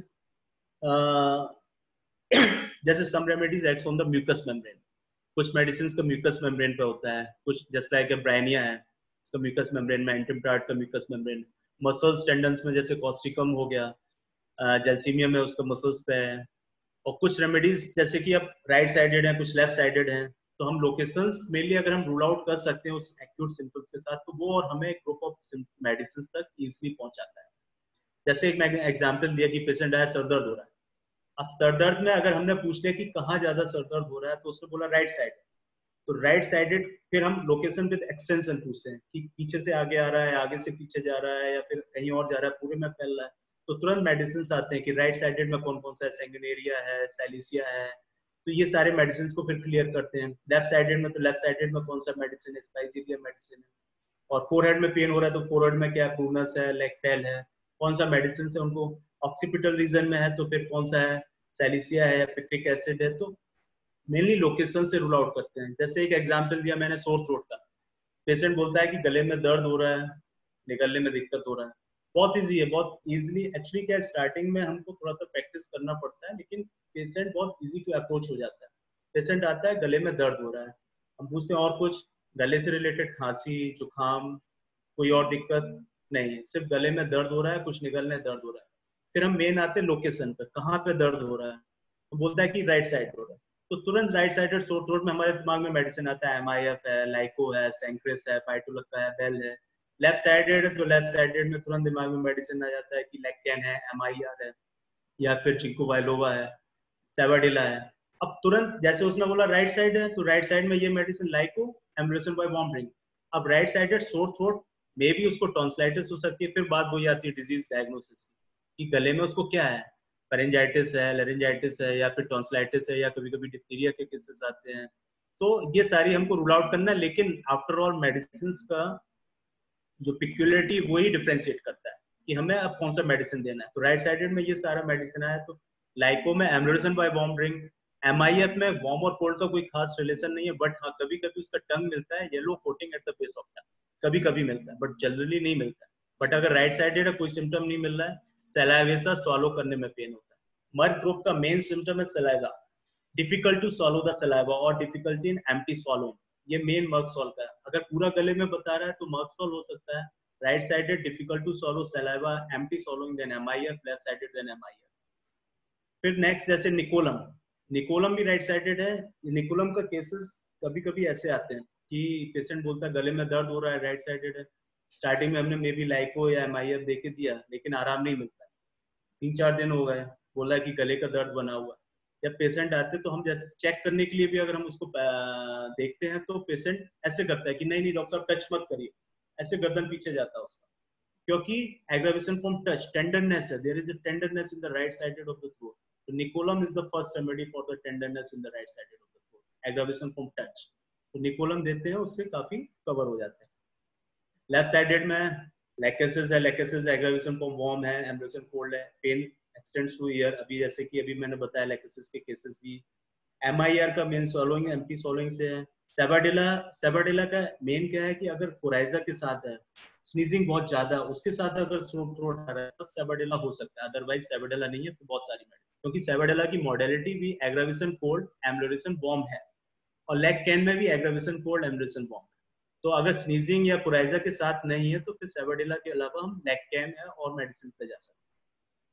जिंको बायलोवा भी एक अच्छी मेडिसिन है, जो काफी केसेस में कई बार मिलता है। इसका जो है कई बार एपिडेमिक हुए सोर थ्रोट के, कई बार पेशेंट लेके आए तो जिंको और सिंक्रिस कई बार दिखाई दिए। जिंको बायलोवा का भी लेफ्ट साइडेड पेन होता है इसका, और एम्ब्लोरेशन वार्म से। तो लेफ्ट साइडेड में हम लैकेसिस, लैकेन और जिंको बायलोवा को डिफरेंशिएट करते हैं। तो लैकेसिस में एग्रावेशन वार्म है, जिंको बायलोवा में एम्ब्लोरेशन बाय वार्म। तो इस तरीके से, और लैकेन में तो लेफ्ट टू राइट एक्सटेंड करता है, ऑल्टरनेट करता है। तो मेनली क्या है, लोकेशन अगर हमारा क्लियर हो जाता है कि अगर एब्डोमेन पेन लेके आया, तो एब्डोमिनल पेन लेके आया तो राइट हाइपोकॉन्ड्रिक पेन है, लेफ्ट हाइपोकॉन्ड्रिक पेन है, राइट इलियक रीजन में है, लेफ्ट इलियक रीजन में, तो हमारा वहां से डायग्नोसिस भी क्लियर हुआ और मेडिसिन भी तुरंत रूल आउट हो गया कि अच्छा ये 4 मेडिसिन है, इन 4 मेडिसिन के कंफर्मेटरी सिम्टम पूछा और देन मेडिसिन फाइनलाइज किया। नेक्स्ट है सेंसेशन। सेंसेशन भी एक इंपॉर्टेंट सिम्टम है। सेंसेशन क्या होता है कि पेशेंट बताता है, सेंसेशन हम देख नहीं सकते, बट पेशेंट अपनी लैंग्वेज में बताता है कि मुझको दर्द हो रहा है, कैसा दर्द हो रहा है? चुभन, स्टिचिंग पेन, खिंचाव वाला पेन हो रहा है, ड्राइंग पेन, जलन हो रहा है, बर्निंग पेन, स्प्लिंटर, कुछ फंसा फंसा लग रहा है, रॉनेस, छिला छिला लग रहा है, थ्रॉबिंग, पल्सेटिंग, टपकन जैसा लगता है, सोर लेम ब्रूज फीलिंग, जहाँ भी है कि शरीर में जो है ऐसा लगता है जैसे कि बहुत दर्द हो रहा है, मसल्स एकदम थक गई हैं। तो ये जो सेंसेशंस होते हैं, कई बार इनसे मेडिसिन हमारी सेपरेट हो चली जाती है। तो ये सेंसेशन वाले पार्ट्स हैं, ये भी हमें कंसिडर करने चाहिए। जैसे अगर हम बर्निंग में देखें तो बर्निंग में एक ग्रुप ऑफ मेडिसिन आता है, आर्सेनिक, फास्फोरस, सल्फर, रिटानिया। अब सोर थ्रोट में गले में दर्द लेके आया, बोला कि जलन हो रही है। जलन हो रही तो हम तुरंत मॉडलिटी पूछते हैं कि ठंडा गर्म, क्योंकि मेन वही है। तो पेशेंट बोला कि गर्म पीते आराम मिलते हैं। तो अगर बर्निंग पेन है, वार्म से रिलीफ मिल रहा है, तो first medicine is the arsenic album. और रटानिया मैंने यहाँ पे इसलिए मेंशन किया, मेरी कोशिश ये थी कि ज्यादा से ज्यादा एक्यूट केसेस को अप्रोच कर सकूं। तो रटानिया मैंने इसलिए लिखा कि कई बार पाइल्स के पेशेंट आते हैं और क्रोनिक पेशेंट ऑब्वियसली हम क्रोनिकली ट्रीट करते हैं, लेकिन कभी कभी एक्यूट पेन, सीवियर पेन लेके आते हैं कि बहुत पेन हो रहा है, बर्दाश्त नहीं हो रहा है। तो कटिंग पेन, उनको ऐसा लगता है कि कुछ कट रहा है, ऐसे अगर हमने बुकिश लैंग्वेज में देखें कि ग्लास, कांच का टुकड़ा लगा है और कटा है, तो बर्निंग, कटिंग पेन बहुत बताता है और उसको वार्म से रिलीफ मिलता है। तो रटानिया इज द फर्स्ट रेमेडी। और रटानिया के साथ ये भी है कि इसका टिंचर सिंगल डोज कई बार दिया है, पेशेंट एक एक महीने तक उसी में पेन में ही रिलीफ मिल जाता है। टिंचर सिंगल डोज बस दे दिया एक बार, 20 ड्रॉप एक कप पानी में डाल के, 1/3 एक एक घंटे में खत्म किया, then follow up with the secular, तो उसका पेन ऑलमोस्ट कम हो जाता है। फिर हम अपना क्रोनिक मेडिसिन जो भी है कॉन्स्टिट्यूशनली फिर आगे जाते हैं। तो ड्राइंग पेन है, ड्राइंग पेन जैसे खिंचाव, मसल्स, टेंडन्स, लिगामेंट्स में, तो जैसे अमोनियम न्यूर है, अमोनियम न्यूर में क्या होता है कि हैमस्ट्रिंग्स क्रैम्प्स होते हैं बहुत ज्यादा, सियाटिका का पेन होता है, उसको ड्राइंग खिंचाव वाला पेन होता है। तो अमोनियम न्यूर का मॉडलिटी है कि एग्रावेशन सिटिंग एंड स्टैंडिंग, जब बैठता है और जब खड़ा होता है तब उसमें खिंचाव बहुत ज्यादा होता है। एम्ब्रेशन लाइंग ऑन, लेट जाने से उसको आराम मिलता है। रस्टॉक्स, रस्टॉक्स तो सब जानते हैं कि हम लोग की एग्रावेशन रेस्ट से है, एम्ब्रेशन मोशन से, तो ये यूजली कंटिन्यूसली चलना चाहता है, रेस्टलेसनेस है। स्टिचिंग पेन, स्टिचिंग पेन भी बताया था, ब्रायनिया, कालीकार, नाइट्रिक एसिड में भी स्टिचिंग पेन है। कई बार क्या होता है कि नाइट्रिक एसिड में एफ्थे के केसेस में पेशेंट एफ्थे आता है, कई बार एफ्थे में merc sol, nitric acid, borax, even kali chlor भी मेडिसिन है। तो जब स्टिचिंग पेन के साथ एफ्थे में बताता है तो नाइट्रिक एसिड।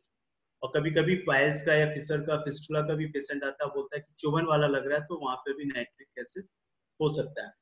कॉस्टिकम का रॉनेस वाला पेन, कि रॉनेस छिला छिला लगता है। खांसी के साथ कई बार पेशेंट आता है, बोलता है कि खांसी हो रही है और गले में छिला छिला लग रहा है, खांसी में आराम, उसको पानी पीने से आराम मिलता है।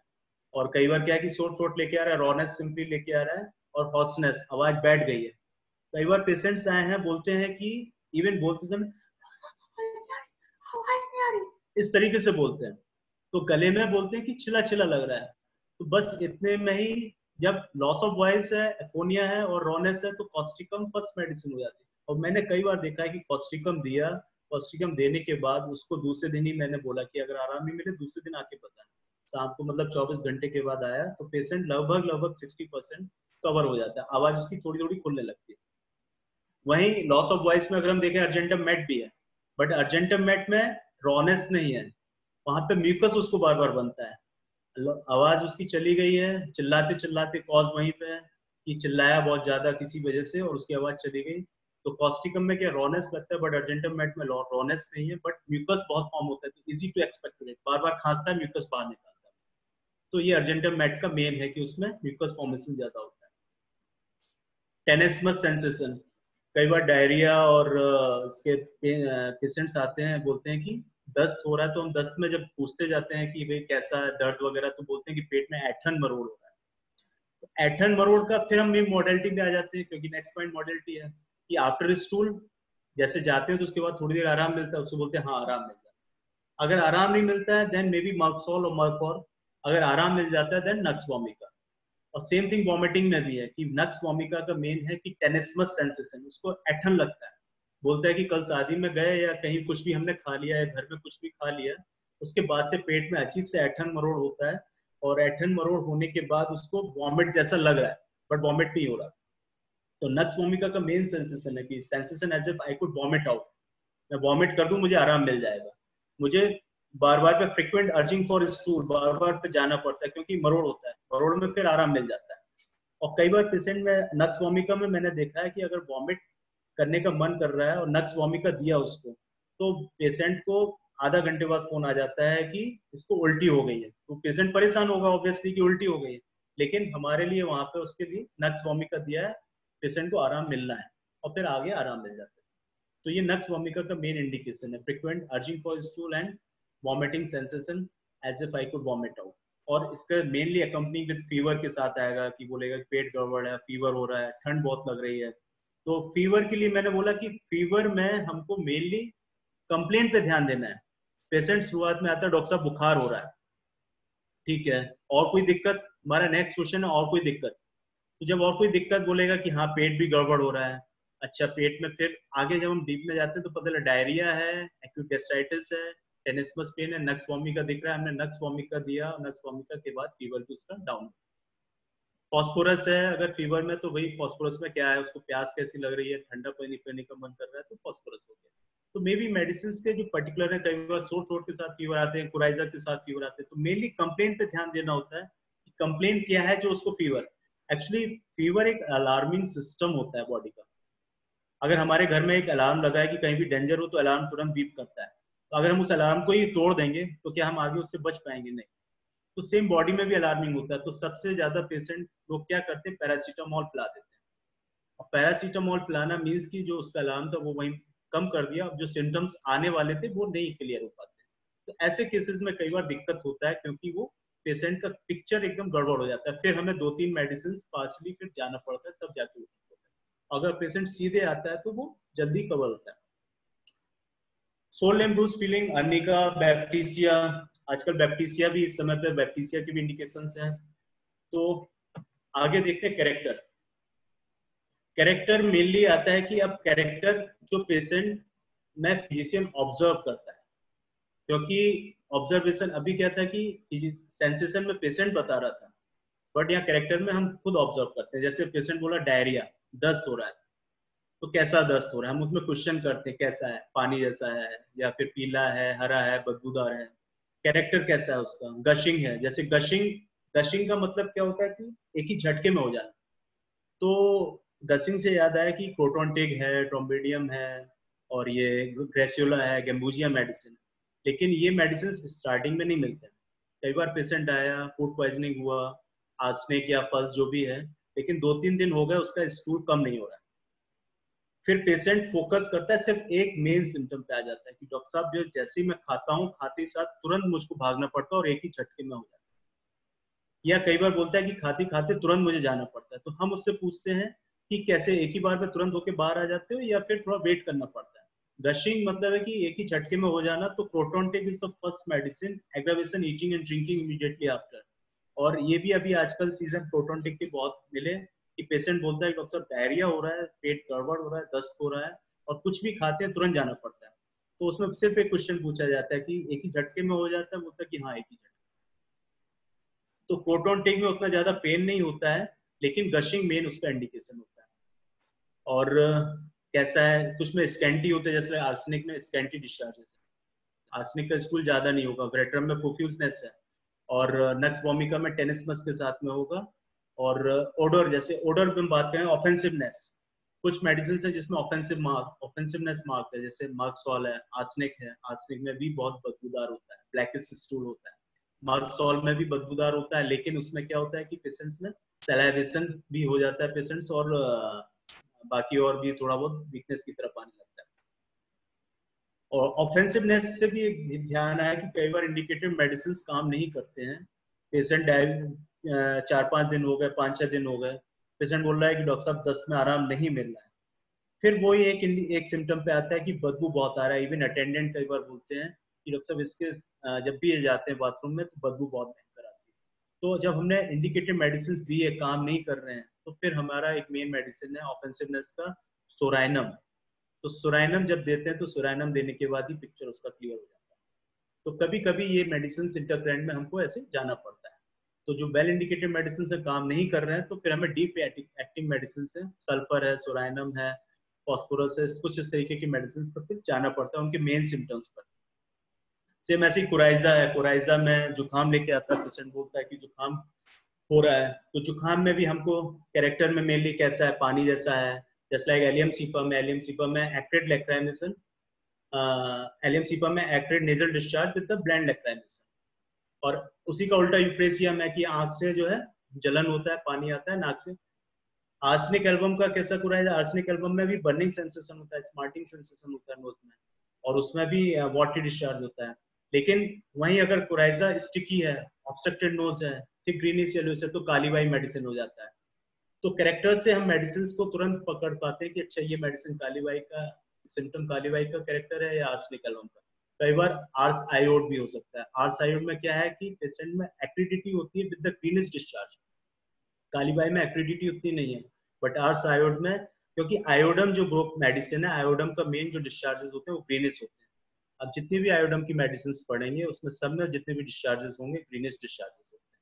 तो आर्स आयोड हो गया, कैलकेरिया आयोड हो गया, तो जितने भी हैं, तो आर्स आयोड हमारा आर्सेनिक कुराइजा, और आर्स आयोड को जब हम पढ़ेंगे तो सेम है।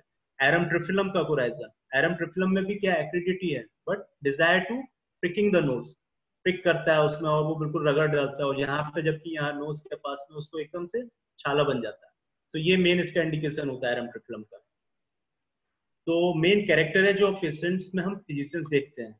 जैसे कुछ स्किन कंप्लेन लेके आते हैं, स्किन कंप्लेन में जैसे कि इरप्शंस कैसे हैं, vesicular eruptions, first remedy is the rhus tox. Vesicular eruptions में आ रहा है पेशेंट, फीवर लेके आ रहा है, दाने दाने हो रहे हैं, पानी जैसे भरे हुए, तो मे बी रस्टॉक्स हो सकता है। स्टिकी डिस्चार्जेस के साथ में ग्रेफाइटिस। इम्पेटिगो के पेशेंट्स होते हैं, कई बार बच्चों में इम्पेटिगो होता है, तो बिल्कुल मुंह के आसपास पूरा इतना भरा हुआ होता है और डिस्चार्ज हो रहा होता है। First remedy is the graphites for the impetigo. और जैसे कुछ इरप्शंस है, रैसेस हैं, रेड रैसेस के साथ में आ रहे हैं, तो मर्क है, सल्फर है। पॉस्चुलर इरप्शंस जैसे कि पस बना हुआ है, तो पस के साथ में हिपस, एलिसियम, मक्सो। तो मेनली कैरेक्टर देख के ही हम मेडिसिन तक काफी हद तक पहुंच जाते हैं। 7 और 8 मॉडलिटीज हैं। मॉडलिटीज तो अभी हम डिस्कस किए, तो हर कंप्लेन का मॉडलिटी है कि जैसे कुराइजा अगर अभी दिमाग में आया, जैसे मैग्म्यूर है, तो मैग्म्यूर का कुराइजा का मेन इंडिकेशन है कि उसको alternate obstruction of the nose. Alternate obstruction of nose से लेक्केन फर्स्ट रेमेडी, लेफ्ट से स्टार्ट होता है, then right, then left, alternate obstruction. Mag mur is also second remedy. But mag mur में क्या है, एग्रावेशन लाइंग ऑन, पेशेंट जैसे ही लेटता है तो उसकी नाक बंद हो जाती है। And desire for open air, amelioration in open air, खुली हवा में जैसे ही जाता है, कमरे से बाहर निकलता है, क्योंकि परेशान होता है, सोने के लिए लेटा है बट नाक बंद है, सो नहीं पाता है, जैसे ही बाहर टहलता है तो नाक खुल जाता है उसका। तो मैग्म्यूर में क्यों, क्योंकि म्यूरेटिक एलिमेंट का भी एक इंडिकेशन है कि उसके डिस्चार्जेस जो होते हैं वाइटेस होते हैं। तो आप काली म्यूर है, नेट्राम्यूर है, जितने भी आप मेडिसिन पढ़ेंगे उसमें वाइटेस्ट डिस्चार्जेस के साथ पढ़ेंगे। तो मैग्म्यूर में भी एक मेन कोराइजा का मेडिसिन है कि जब ऑल्टरनेट, और इसका एक मेन इंडिकेशन है कि discharges from the same nose, obstructed nose, जो नाक बंद है उसी से ही डिस्चार्ज होता है। ये एक इसका मेन इंडिकेशन है। तो कई बार इससे ही, और उसका एग्रावेशन लाइन, इससे मैग्म्यूर ऑल्टरनेट ऑब्स्ट्रक्शन यहाँ पर रूल आउट होता है।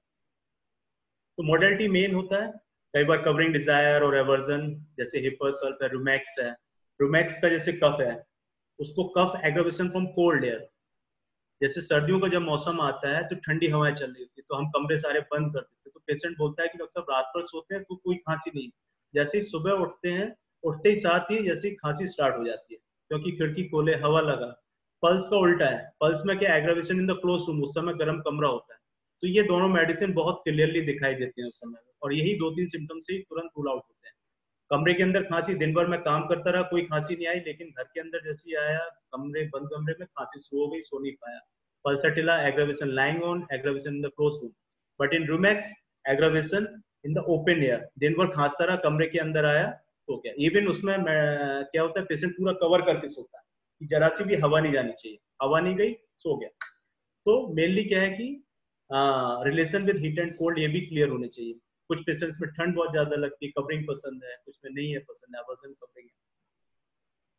फिर मॉडलिटीज में पोजीशन की, aggravation lying on right side, left side, जैसे फॉस्फोरस है, फॉस्फोरस में राइट हाइपोकॉन्ड्रिक पेन होता है, कई बार लीवर के पेन पेशेंट्स लेके आते हैं, तो उनको राइट साइड लेटने से आराम मिलता है, तो एमरेशन लाइंग ऑन राइट साइड। मैग्म्यूर है, मैग्म्यूर भी लीवर रेमेडी है, बट उसमें राइट और लेफ्ट दोनों तरफ लेटने से आराम नहीं मिलता है।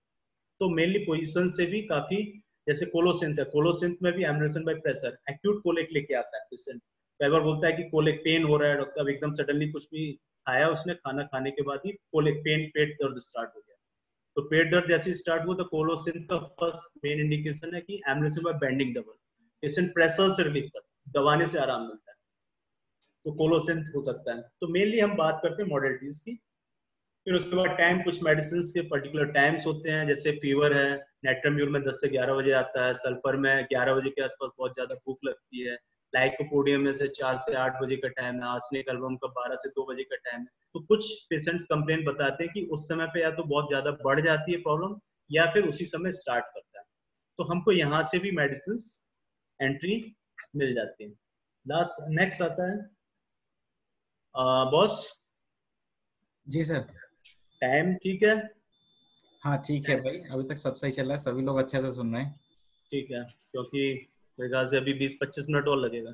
हाँ मुझे मालूम है कि आप अपने क्लिनिक पे हो, तो आप अपनी कन्वेंस देखना कि आप घर जाने में नहीं नहीं, कोई प्रॉब्लम दिक्कत नहीं है। नहीं है, ठीक है कोई प्लीज। दिक्कत, ठीक है। फिर आता है लास्ट पॉइंट, अकम्पनिंग सिम्टम, और ये मोस्ट इंपॉर्टेंट पॉइंट होता है अकम्पनिंग सिम्टम, जो पेशेंट्स में कई बार फाइनलाइज करने में मेडिसिन में। तो इसमें अकम्पनिंग सिम्टम्स में क्या होता है कि हम 2-3 चीजें ध्यान देते हैं, mental state, change mental state, change general symptoms, mental symptoms और physical symptoms, and last the peculiar particular symptoms. तो इसको हम थोड़ा देखते हैं। जो मेंटल स्टेट होता है, मेंटल स्टेट के लिए भी डॉक्टर हैनीमैन ने क्लियरली बताया उन्होंने कि अगर हम इसको देखें, और मेंटल स्टेट और मेंटल सिम्टम्स दोनों डिफरेंट है, दोनों को हम एक जैसा नहीं कर सकते। मेंटल स्टेट जो होता है कि वो हम ऑब्जर्व करते हैं, physician observe while case taking, mental symptoms note down करते हैं पेशेंट जो बताता है।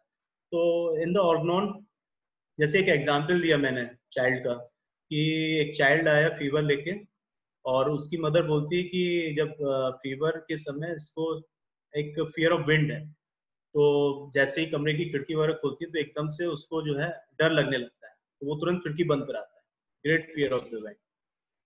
तो हम जैसे रिपर्टरी में जाते हैं तो फियर ऑफ विंड में देखते हैं कैमोमिला फर्स्ट रेमेडी डली हुई है, और चाइल्ड रेमेडी है कैमोमिला। लेकिन जब बच्चे को देखा तो बच्चा is mild and gentle. Generally chamomilla का चाइल्ड बहुत इरिटेबल होता है, डिजायर टू बी कैरिड। बच्चा क्लिनिक में कभी भी कैमोमिला का चाइल्ड नॉर्मली बैठेगा नहीं, हमेशा गोदी में आएगा या फिर उसको पकड़ना पड़ेगा, बस दो लोग पकड़ के आएंगे कि चिल्ला रहा है, रो रहा है, और डिजायर टू बी कैरिड या गोदी में है तो गोदी में शांत है, नीचे बैठाएंगे चिल्लाने लगेगा, तो वो दर्द होता है उसको या फिर जो कुछ भी है वो चिल्लाता है। तो अब यहाँ पे फियर ऑफ विंड में कैमोमिला दिया है, बट बच्चा देखने में एकदम माइल्ड लग रहा है, जेंटल लग रहा है, तो मेंटल स्टेट उसका माइल्ड है, but mental symptom is fear of wind. तो मेनली हमारा यहाँ पे मेडिसिन जो होगा मेंटल स्टेट पे ज्यादा जाएगा, ना कि मेंटल सिम्टम्स पे जाएगा। तो हमें वो मेडिसिन देखना होगा जो माइल्ड जेंटल वाला हो, जैसे लाइक पल्सेटिला है या फिर फॉस्फोरस है या फिर जैल्सीमियम है, इस तरीके की मेडिसिन जो माइल्ड फेज में उसको कवर कर सके। तो फुटनोट में जैसे अप्रैल 90 में डॉक्टर हैनीमैन ने बोला मेंटल स्टेट के बारे में, he mentioned that when the physician is finished writing down these particulars, then make a note what he himself observes in the patient. तो वाइल केस टेकिंग चल रहा है, पेशेंट बता रहा है, लेकिन उस समय हमारा मेंटल ऑब्जर्वेशन भी चल रहा होता है, उसका मेंटल स्टेट की ये किस फेज में आया है, मोरोस, क्वेरलसम, हेस्टी, लैक्राइमोस, एंग्जियस, डिस्पेयरिंग और सैड और होपफुल, दुखी दुखी लग रहा है नॉर्मली जब। और ये मेंटल स्टेट का प्रैक्टिस जनरली हम अपनी नॉर्मल डेली रूटीन में जैसे लोगों से मिलते हैं वैसे ही करते हैं। कई बार हम लोग आपस में बातचीत करते करते एक दूसरे बोलते हैं कि यार क्यों तू दुखी क्यों लग रहा है, क्योंकि हमने उसका फेशियल एक्सप्रेशन देखे, उसको मेंटल उसका लेवल देखा, या इतना बहुत ज्यादा एक्साइटेड क्यों, बहुत इतनी खुशी क्यों। तो ये सारा पार्ट भी एक फिजिशियन का होता है कि केस टेकिंग के समय सारे उसके सेंसेस खुले हुए नहीं चाहिए, कि वो पेशेंट क्या कर रहा है, किस तरीके से बोल रहा है, क्या बता रहा है। तो यहाँ पे हमने मेंटल स्टेट्स को 4 ग्रुप्स में थोड़ा इजी करने के लिए डिवाइड कर दिया, कि जिससे कि जैसे केस एक्यूट में भी कॉज, लोकेशन, सेंसेशन, कैरेक्टर था, उसी तरीके से मेंटल स्टेट को अगर हम 4 पार्ट्स में जब भी मेडिसिन पढ़ें तो 4 पार्ट्स में अगर हम उसको पढ़ें तो इजिली हम उसको डिवाइड कर सकते हैं। तो ग्रुप फर्स्ट में एक्साइटेड, एक्सट्रोवर्टेड और चीयरफुल मोड में। जैसे फास्फोरस सल्फर का पेशेंट एक्यूट अटैक में कभी भी आता है तो ज्यादा परेशान नहीं होता है, इवन वो कई बार हमसे ही पूछ लेता है डॉक्टर साहब आप ठीक हैं, मतलब उसको टेम्परेचर है, फीवर है या फिर कोई दर्द भी लेके आ रहा है, तो वो हमसे भी लास्ट में पूछता है कि डॉक्टर साहब आप ठीक हैं और सब बढ़िया है, क्योंकि फास्फोरस वाला या सल्फर वाला इतना ज्यादा परेशान नहीं देखता। तो मोड उसका मेंटल स्टेट एक्सट्रोवर्टेड या एक्साइटेड चीयरफुल किस फेज में आ रहा है। सेकेंड ग्रुप होता है एंग्जियस, नर्वस, फियरफुल, माइल्ड। तो उसी हिसाब से मेडिसिन हमारे एंग्जियस वाले फेज में आ जाते हैं, जैसे आर्सेनिक एल्बम है, अर्जेंटम नाइट्रिकम है, नर्वसनेस बहुत ज्यादा है, वैराटाकार्ब है, फियरफुल है, माइल्ड है, पल्सेटिला है, तो तुरंत पेशेंट जिस स्टेट में दिखाई दे रहा है तो हम उन ग्रुप ऑफ मेडिसिन की तरफ जाते हैं। थर्ड ग्रुप में जैसे सैड डिप्रेस वाला हो गया, पेशेंट देखने में बहुत सैड है, बहुत दुखी दुखी है, तो इग्नेसिया हो गया, नेट्रम्यूर हो गया, एसिड पॉस हो गया, तो हम फिर उस फेज में जाते हैं, फिर उसकी कंप्लेंट्स के साथ एसोसिएट करके उस मेडिसिन की तरफ जाते हैं। ग्रुप 4 में एंग्री और इरिटेबल, बहुत चिड़चिड़ा रहा है, गुस्से में बहुत ज्यादा, तो ब्रायनिया है। Bryonia don't want to be disturb, अगर उसको कुछ भी पेट दर्द या कोई भी फीवर या कोई भी प्रॉब्लम है, अटैक पड़ता है, वो don't want to be disturb, चिड़चिड़ाहट होती है उसके अंदर कि कोई मुझे डिस्टर्ब नहीं करे क्योंकि मेरी प्रॉब्लम बढ़ जाएंगी। नक्स वोमिका में भी ग्रेट इरिटेबिलिटी होती है, कैमोमिला बहुत ज्यादा चिड़चिड़ाता है। तो हमें वो मेडिसिन देखना होता है कि पेशेंट किस स्टेट में आया है, इरिटेबिलिटी स्टेट में आया तो हमें उस ग्रुप ऑफ मेडिसिन, जैसे डायरिया लेके आया है अगर, तो बच्चा बहुत चिड़चिड़ा रहा है, बहुत चिल्ला रहा है, तो कैमोमिला हो सकता है। बट अगर चिड़चिड़ा नहीं रहा है तो डायरिया में मे बी वो जैल्सीमियम, वो सॉरी पल्सेटिला हो सकता है, फिर एलोज हो सकता है, या फिर जो भी डायरिया की मेडिसिन है वो हो सकती है। तो मेनली मेंटल स्टेट हमें यहाँ पे ये ऑब्जर्वेशन होता है, physician observe these points while case taking, तो ये साथ ही साथ चलता है। फिर आगे आता है कि कुछ सिम्टम्स होते हैं और हम ऑब्जर्व करते हैं, have people around them, patient चाहता है कि उसके आसपास कुछ बच्चे हों, मतलब सॉरी कोई उसके साथ में हो, जैसे उसे फीवर है या कुछ भी है, कोई भी एक्यूट कंप्लेंट हो, वो चाहता है कि उसकी माँ उसके साथ में रहे, हाथ पकड़े हुए। Arsenic album, phosphorus, bismuth, silicea, तो ये जस्ट लाइक बिस्मथ से याद आया कि बिस्मथ का जैसे जो वॉमिटिंग है, बिस्मथ का एक पिक्यूलियर वॉमिटिंग है कि एक तो ये जो मैदा वाली चीजें खाने के बाद कुछ लोगों को वॉमिट हो जाता है, तो उसकी एक स्पेसिफिक मेडिसिन है बिस्मथ। और इसका एक मेन है कि एग्रावेशन फ्रॉम ये लिक्विड से वॉमिट हो जाता है, सॉलिड को रिटेन कर लेता है, तो कुछ भी लिक्विड लेता है वॉमिट आउट करता है। मेन थिंग इसमें क्या है कि सैलिसिया में भी सेम थिंग है कि लिक्विड रिटेन करेगा, सॉलिड वो सॉरी सॉलिड रिटेन करेगा, लेकिन लिक्विड वॉमिट करेगा। लेकिन बिस्मथ का मेन क्या है कि एम्बुलेशन बाय रबिंग, वो चाहता है कि कोई रब करे उसका पीठ पे या पेट पर रबिंग, तो उससे उसको आराम मिलता है, उसको बेटर फील होता है, तो वॉमिट उसका थोड़ा कम होता है। तो बिस्मथ का एक मेन ये इंडिकेशन, तो वो चाहता है कि आसपास कोई रहे, hate to be disturb when sick, अगर बीमार है वो तो वो नहीं चाहता कि कोई इसके आसपास हो। तो ब्रायनिया, चेल्स, ये परेशान हो जाते हैं कि अरे भाई मैं अकेले कमरे में ठीक हूँ, कोई आ जाता है तो तुरंत डिस्टर्ब हो जाता है, तो ये मेंटल स्टेट तुरंत नोटिस किया जाता है। तो फिर नेक्स्ट आता है try to analyse and see how the disease has affect the patient on the level of the sensorium, कुछ सेंसेशंस भी उसके डिस्टर्ब हो रहे हैं, पेशेंट रेस्टलेस है, एक्साइटेड है ड्यूरिंग एक्यूट डिजीजेस, तो हम तुरंत एक्साइट आर्सेनिक है, कैमोमिला, एकोनाइटिस पे जाते हैं। कुछ डल और लिस्टलेस, एकदम डल फेज में आ गए, बैप्टीसिया है, चेल्सीमियम है, अनिका है, ओपियम है, एथूजा, एथूजा का बेबी, न्यूबॉर्न बेबीज होते हैं, diarrhoea from the milk, baby diarrhoea milk से याद आया, एक केस था। तो क्या होता है कि जो न्यूबॉर्न बेबीज होते हैं ब्रेस्ट मिल्क फीड कर रहे होते हैं, तो पेशेंट कंप्लेन करता है कि जब जब ये फीड करता है तब तब उसको फीड करते करते स्टूल पास हो जाता है, और फीड नहीं कर रहा है, स्टूल पास नहीं हो रहा है, कोई सिम्टम नहीं है, बच्चा एक्टिव है, कोई प्रॉब्लम नहीं है, कोई डलनेस नहीं है। अब इसमें हम क्या करेंगे, ना तो आर्सेनिक है, ना सल्फर है, ना फॉस्फोरस, कोई इंडिकेशन नहीं देगा, सिर्फ और सिर्फ मॉडलिटी क्या है, एग्रावेशन ड्रिंकिंग मिल्क और drinking what ever things, but drinking है और इमीडिएटली स्टूल पासिस है। तो मेनली यहाँ पे एक मेडिसिन ट्रोम्बिडियम, ट्रोम्बिडियम में और कोई सिम्टम नहीं दिया है, छोटी सी मेडिसिन है, रेयर मेडिसिन है। तो ये सब मेडिसिन तब काम करते हैं जब पेशेंट्स बिल्कुल एक ही दो सिम्टम्स बता रहे होते हैं, तो ना हम आर्सेनिक सोच पाते हैं, ना ब्रायनिया सोच पाते हैं, ना जैल्सीमियम, क्योंकि उनके साथ बहुत सारे सिम्टम्स हैं। तो हमको ये मेडिसिन सोचना होता है कि जो स्पेसिफिक हो। तो एक बेबी को जब वॉमिट हो रहा है मिल्क फीड करते समय, सॉरी डायरिया हुआ, लूज स्टूल पास कर रहा है, तो ट्रोम्बिडियम दिए, ट्रोम्बिडियम देने के बाद पेशेंट कंप्लेन करता है कि इसको कॉन्स्टिपेशन हो गया। बच्चा कई बार कंप्लेन करके आते हैं, बताते हैं कि इसको जब से आपसे दवा लेके गए इसको कॉन्स्टिपेशन हो गया, स्कूल 2-2 दिन से पास नहीं किया, लेकिन उस कंडीशन में हम मेडिसिन नहीं देते हैं, फिर कुछ दिन बाद वो नॉर्मल हो जाता है। तो ये ट्रोम्बिडियम भी एक नेट मेडिसिन है। तो हम बात कर रहे थे यहाँ पर एथूजा, एथूजा में भी सेम है कि एथूजा जो न्यूबॉर्न बेबीज हैं मिल्क फीड कर रहे होते हैं, तो एथूजा का मेन सिम्टम्स क्या है कि aggravation milk, prostration after diarrhoea, और जैसे ही वो बच्चा कोलैप्स फेज में जाने के बाद फिर से स्लीपीनेस मोड के बाद जब उठता है तो अगेन एपेटाइट, उसको भूख लगने लगती है, फिर वो दूध मांगता है, और दूध जैसे लेता है फिर उसको डायरिया होता है और बच्चा फिर से सुस्त हो जाता है और सो जाता है। तो ये एथुसा के बेबी के साथ चलता है। तो मेनली उसमें हमें ये पूछना होता है कि बच्चा दूध पीने के बाद या दस्त होने के बाद क्या डल हो गया है या खेल रहा है, क्योंकि जो एसिड फॉस है, एसिड फॉस का बेबी और एथुसा का जो डायरी स्टूल है, दोनों का वाइटेस्ट स्टूल होता है और पेनलेस स्टूल होता है। लेकिन एथुसा में क्या है कि great sleepiness after the stool, while in acid phos बच्चा खेलता रहेगा, उसके दिन भर में 8-10 स्टूल्स पास हो जाएंगे, कोई दर्द नहीं, कुछ नहीं, बच्चा खेल रहा है, एक्टिव है। Acid FOSS is the first medicine कि कोई पेन नहीं है और बच्चा एक्टिव है, जॉयफुल है, तो हम एसिड फॉस वहां पे सोचते हैं। तो कुछ सिम्टम्स है जैसे कि अदर्स में भी फाउंड स्ट्रीकिंग, कई बार एक्यूट कंप्लेन में चिल्ला रहे होते हैं, बहुत स्ट्रीकिंग नॉइज होता है कि वैसे कसके जो पेशेंट चिल्ला रहा होता है। तो जस्ट लाइक ऐसे जिंकम मैट है, जिंकम मैट भी मेनिंजाइटिस का एक दवा है, मेनिंजाइटिस के केसेस में बहुत चिल्लाता है क्योंकि ब्रेन पे अटैक कर रहा है, तो बहुत तेज आवाज करता है, वो समय अटेंडेंट सब परेशान हो जाते हैं। तो ये सब हमें मेडिसिन पर सोचने होते हैं कि स्ट्रीकिंग नॉइजेस के साथ में कौन कौन सी मेडिसिन है जो जहाँ पे उसका एक्ट हो रहा होता है। तो ये मेंटल सिम्टम्स के साथ में फिर पेशेंट कैसे बात कर रहा है, कई बार एक्यूट फेजेस में पेशेंट्स के टॉकिंग बिहेवियर चेंज हो जाते हैं। Is the patient quiet, patient बहुत शांत है, एसिड फॉस, ओपीएम, जैज। एसिड फॉस में केवल डायरिया वाले फेज में ही एसिड फॉस में एडल्ट और बच्चा एक्टिव रहता है। अदरवाइज जो टाइफाइड फीवर है, टाइफाइड फीवर में acid phos, muriatic acids, these are the medicines, baptisia. Acid phos में वीकनेस बहुत ज्यादा आ जाती है और वो बोल नहीं पाता है, but desire for juicy things, वो कहते हैं कुछ फल खिला दीजिए, फल अच्छे लग रहे हैं।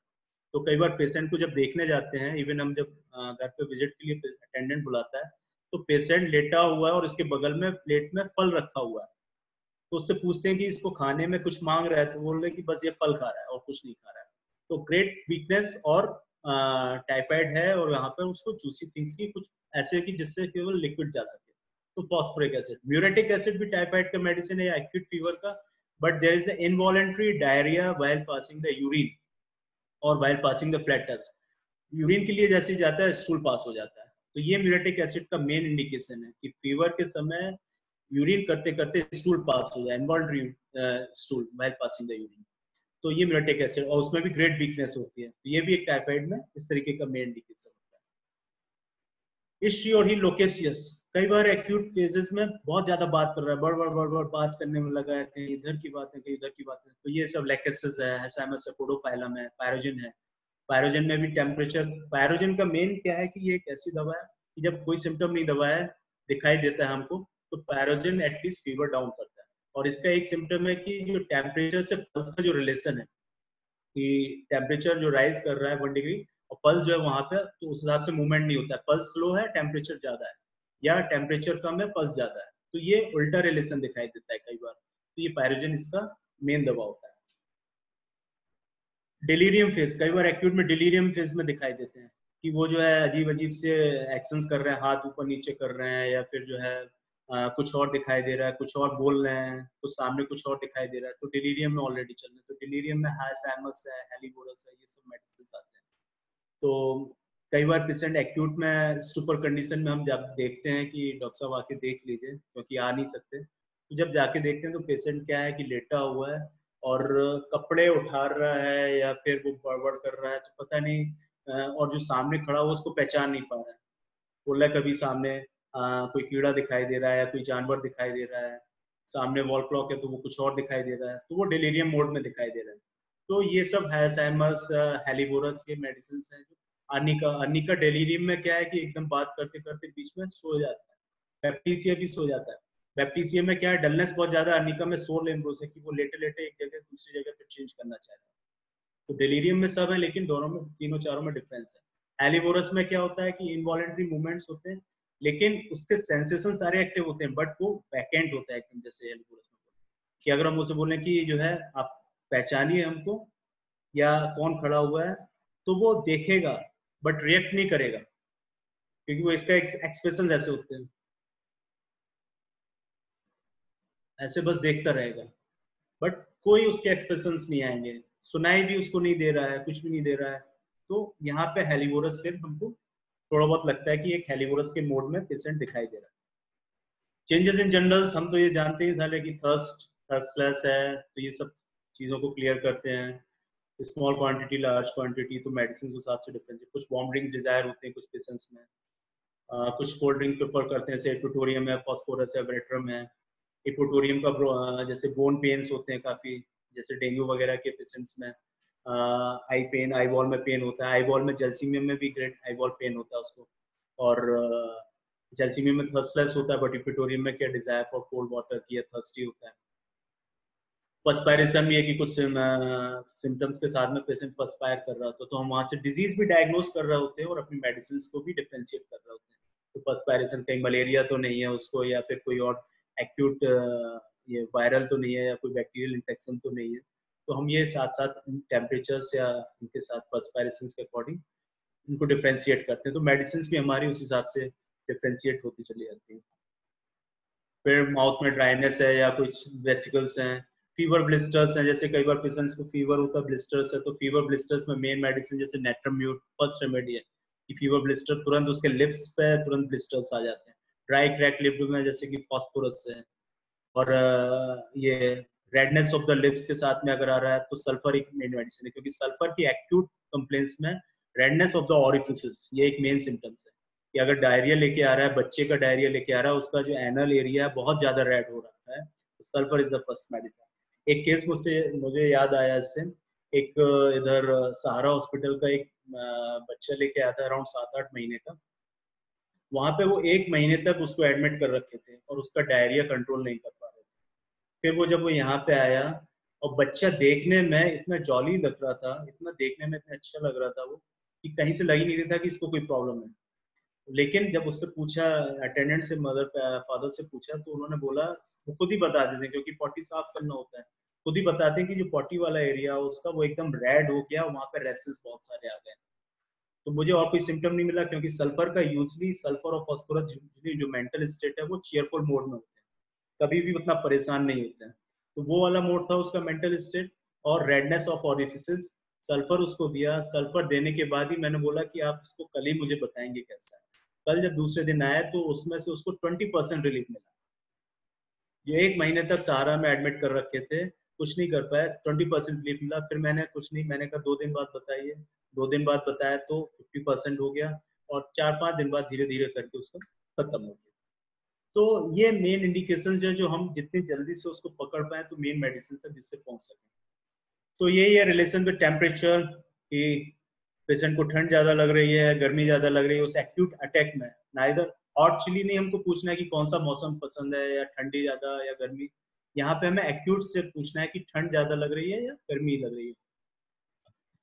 फिर एनी पर्टिकुलर अकम्पनिंग सिम्टम्स, उस सिम्टम्स के साथ में कुछ पर्टिकुलरली रिलेशन है, जैसे कि headache with pain in the back, sir दर्द के साथ बैक एक हो रहा है, या pain in distant parts when coughing. जैसे कैप्सिकम से मुझे केस आया अपनी बेटी का ही, 5-6 महीने पहले उसको खांसी हुई।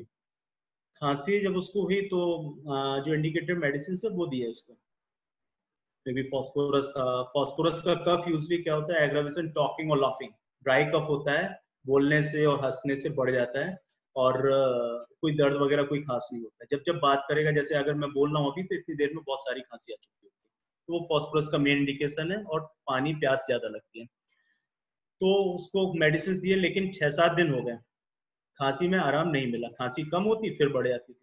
एट लास्ट जो है, जब पूछते पूछते फिर उससे पूछा, तो उसने सिर्फ ये बोला कि जब मैं, ये एक तो गले में सूखा सूखा लगता है, और पानी, थोड़ा थोड़ा पानी वो बोतल रख के थोड़ा थोड़ा पी रही थी, तो गले में सूखा सूखा लगता है, और बोलती है कि सांस लेने में दिक्कत होती है मुझको, जब जब खांसी आती है तब तब सांस नहीं ले पाती।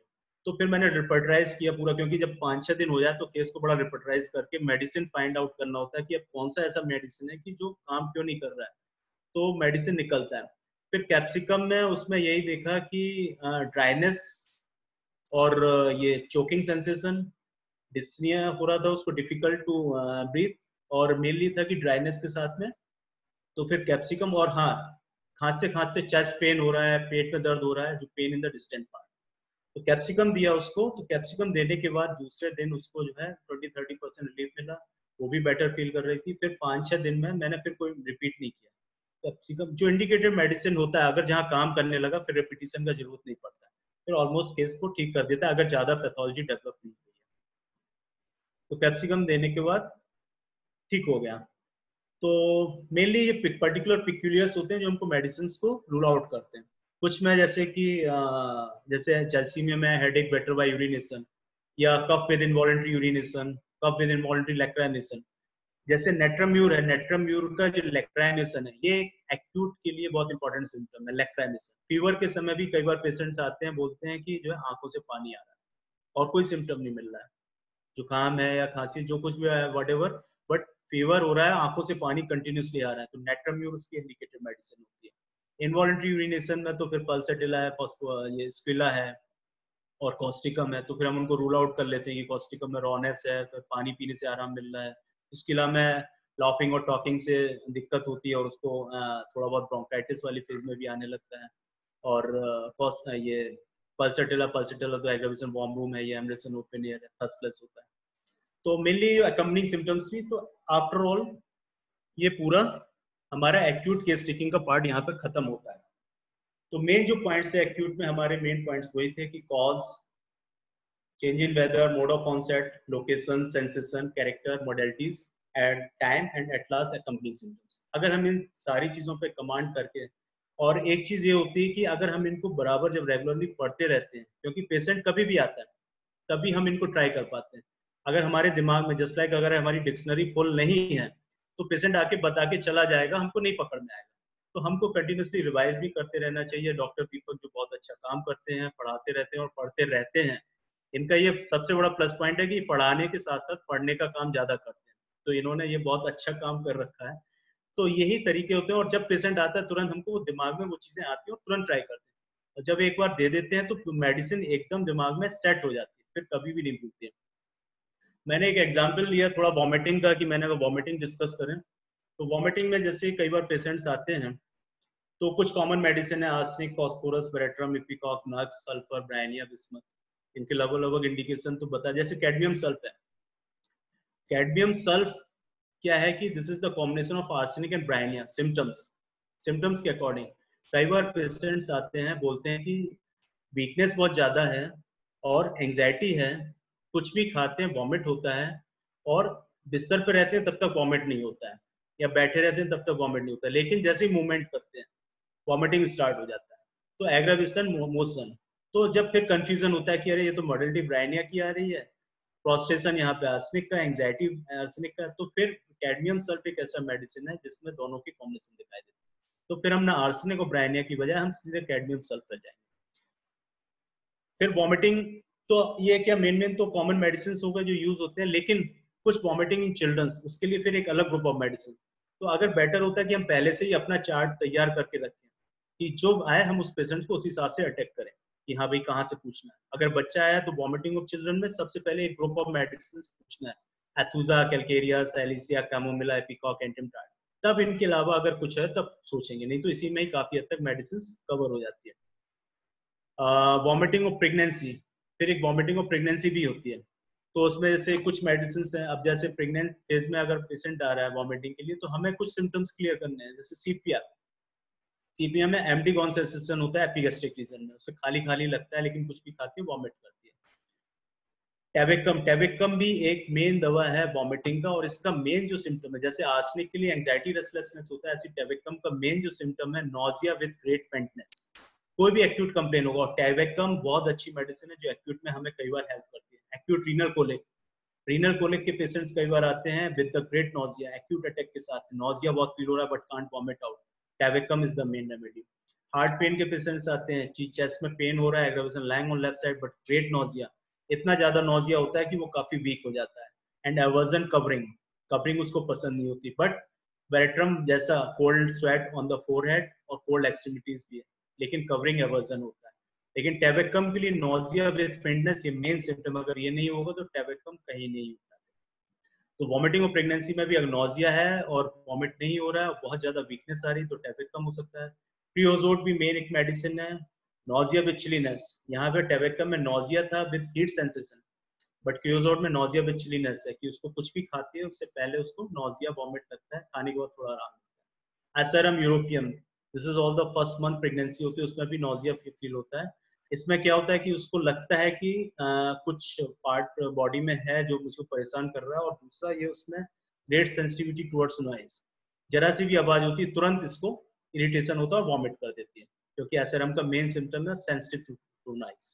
तो ये मेडिसिन ऐसे डिफरेंशिएट करते हैं। फिर आगे सी सिकनेस और कार सिकनेस है। तो वॉमिटिंग कार सिकनेस में भी होता है। कार सिकनेस में कि ट्रैवल करते समय कई बार वॉमिट करते हैं। तो कॉकलेस का मेन सिम्टम है कि जब वॉमिट करता है तो उस समय पे उसको हेडेक होता है, ऑक्सीपिटल हेडेक, वो मेन सिम्टम उसको होता है। टैबेकम तो अभी बताया कि नोजिया कंटिन्यूसली हो रहा है लेकिन वॉमिट नहीं होगा, और उससे ही उसकी तबीयत खराब हो जाती है।